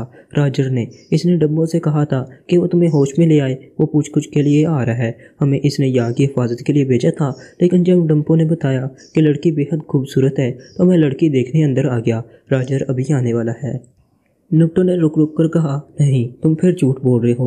डम्पो ने पहले ही बता दिया था कि वो तुम्हारा आदमी है, वरना वो लाजमन राजर का नाम लेता। जूलिया ने कहा और इसके साथ ही सफदर ने एक बार फिर उंगलियों को हरकत देनी शुरू कर दी और कमरा एक बार फिर नप्टो के हलक से निकलने वाली हज़ियानी चीखों से गूंज उठा। अब इसका राज में जकड़ा हुआ जिस्म इस तरह फड़क रहा था जैसे वो इंतहाई तेज़ डांस कर रहा हो। बोलो, सफदर ने हाथ रोकते हुए कहा। वो मैं अब सच बताऊंगा। राजर ने तुम्हें याद कैद करने के लिए भिजवाया था। ये मेरा अड्डा है, मैं राजर का आदमी हूँ। राजर ने कहा था कि जब तक अली इमरान का पता न चल जाए तुम्हें यहाँ कैद रखा जाए और जिंदा भी रखना है। नप्टो ने चीखते हुए कहा, राजर की फ्रीक्वेंसी बताओ। सफदर ने गिराते हुए कहा और नप्टो ने फ्रीक्वेंसी बता दी। आइए मिस जूलिया, बाहर आ जाइए। सफदर ने पीछे हटते हुए कहा, जबकि सफदर के हाथ हटाते ही नप्टो की गर्दन एक तरफ ढलक गई। इसकी आंख सूजकर बंद हो गई थी और आंख के इर्द गिर्द का हिस्सा पके हुए टमाटर की तरह सुर्ख हो गया था। चंद लम्हों बाद वो पर एक कमरे में पहुंच गए। बड़ा सख्त जान आदमी साबित हुआ है ये नप्टो। हालांकि आम गुंडे बदमाश इतकदर सख्त जान नहीं हुआ करते, लेकिन ये कौन सा तरीका था इस तशद्दुद का? जूलिया ने बाहर आते ही कहा, ये इमरान साहब ने एक मुश्कबारी से सीखा था, इसे अकरब तरीका कहते हैं। फिर मैंने इमरान साहब से सीख लिया, आसान और सादा सा तरीका है। सफदर ने जवाब दिया और जूलिया ने इस बात में सर हिला दिया। मेरा ख्याल है हमें जिसको भी भिजवाया गया था वो व्लाडी की रहायशगाह थी और हमें ट्रैप किया गया था। कैप्टन शकील ने कहा। नप्टो के मुंह से इमरान का नाम सुनने के बाद तो ये बात जाहिर हो गई है कि इन्हें इमरान और पक्ष सिगरेट सर्विस का मिस व्लाडी के पीछे आने के बारे में इल्म हो चुका है। इन्हें इमरान की तलाश थी, लेकिन जब हमारे मेकअप साफ नहीं हुए तो इसने हमें यहाँ भिजवा दिया ताकि इमरान को पकड़ लिया जाए और फिर इसे यहाँ ले आकर हम सब का खात्मा कर दिया जाए। सफदर ने कहा, इसका मतलब है कि टार्जन होटल में हमारी निगरानी की जा रही थी। जूलिया ने कहा हाँ, लेकिन चूँकि हम मेकअप में थे इसलिए उन्होंने हम पर फौरी हाथ डालने की बजाय हमें ट्रैप करके इस कोठी पर भिजवा दिया। लेकिन सवाल तो फिर भी यही पैदा होता है कि हमें यहाँ से वहाँ क्यों शिफ्ट किया गया है। तनवीर ने कहा मेरा ख्याल है कि आखिरी बार नपटो ने दुरुस्त बात की है। उन्हें वाकई अली इमरान की तलाश थी, इसका हुलिया भी इन्हें मालूम था। लेकिन जब हमसे में से किसी का हुलिया भी इस पर पूरा ना उतरा तो उन्होंने हमें वहाँ कैद करने की प्लानिंग की। ये भी हो सकता है कि वो रॉजर अचानक किसी काम में फंस गया हो, इसलिए यहाँ ना आ सका हो और इसने यहाँ अगर हम पर तशद्दुद करके पूछना हो पहली कोठी में इन्हें किसी गड़बड़ का खतरा हो। कैप्टन शकील ने कहा मैं नपटो के लहजे में इस रॉजर से बात करता हूँ, इस तरह असल बात सामने आ जाएगी। सफदर ने कहा और इसके साथ ही इसने नपटो की बताई हुई फ्रिक्वेंसी एडजस्ट करना शुरू कर दी। वो सब खामोश बैठे हुए थे। Hello hello master नपटो calling over. Safdar ने नपटो के लहजे में कॉल देना शुरू कर दी। Yes Roger attending you. क्या रिपोर्ट है ओवर। दूसरी तरफ से एक मर्दाना तुमकाना आवाज़ सुनाई दी। वो अली इमरान के मुतल्लिक कुछ नहीं जानते ओवर। सफदर ने जवाब दिया ज़ाहिर है इसे तफसीलात का इल्म न था, इसलिए वो ना इसे बास कह सकता था और ना चीफ। ठीक है फिर गैर मुतल्लिक आदमी होंगे, इन्हें हलाक कर दो ओवर एंड ऑल। दूसरी तरफ से सर्द लहजे में जवाब दिया गया और इसके साथ ही राब्ता ख़त्म हो गया। सफदर ने ट्रांसमीटर ऑफ कर दिया तो हमें वाकई गैर मुतल्लिक समझ कर यहाँ फेंक दिया गया था। जूलिया ने कहा हाँ, और अब ये बात तय हो गई है कि हमें रॉजर को बिल से बाहर निकालना है। जब तक ये रॉजर सामने ना आएगा बुलाडी पर हाथ नहीं डाला जा सकेगा। सफदर ने कहा लेकिन रॉजर का सुराग कैसे लगाया जाए। जूलिया ने कहा नपटो बताएगा, ये लाजमन जानता होगा। तनवीर ने कहा नहीं, रॉजर का अंदाज़ बता रहा है कि वह इन घटिया दर्जा के बदमाशों के सामने नहीं आ सकता, हमें कुछ और सोचना होगा। सफदर ने कहा अगर इमरान हमारे साथ होता तो वो यकीनन रॉजर का बेहतर खोज निकालता। जूलिया ने कहा हाँ वाकई अब हमें कदम कदम पर इमरान की कमी का एहसास हो रहा है, लेकिन क्या इमरान को सामने रखकर कोई तरीका नहीं सोच सकते। मेरा मतलब है जिस तरह इमरान काम करता है। सफदर ने कहा इसका तरीका कार दूसरा है, वो ऐसे लोगों को हाथ में रखता है जो मकबरी का धंधा करते हैं। वो किसी भी ऐसे आदमी से रॉजर का पता चला लेता। कैप्टन शकील ने कहा ओह हाँ वेरी गुड, वाकई इस तरह आसानी से रॉजर का पता चलाया जा सकता है। यहाँ एक आदमी है टसाकी, बूढ़ा आदमी है। मैं एक बार इमरान के साथ इससे मिला था, इससे इमरान के हवाले से बात हो सकती है। सफदर ने कहा ठीक है तो फिर निकलो यहाँ से, यहाँ वक्त ज़ाया करने का कोई फ़ायदा नहीं है। तनवीर ने चलाए हुए लहजे में कहा हमें दोबारा मेकअप करना होगा। यकीनन रॉजर के आदमी इमरान की तलाश में हर जगह फैले हुए होंगे और वो हमें देखकर चौंक भी सकते हैं। सफदर ने कहा तो पहले अपनी रहायशगाह पर चलो, वहाँ से मेकअप कर लेंगे। जूलिया ने कहा और वह सब सर हिलाते हुए बाहर की तरफ चल पड़े जहाँ टम्पो की कार मौजूद थी। इस नपटो का क्या करना है। तनवीर ने कहा इसे ख़त्म कर दो। सफदर ने सर्द लहजे में कहा और तनवीर तेज़ी से वापस मुड़ा।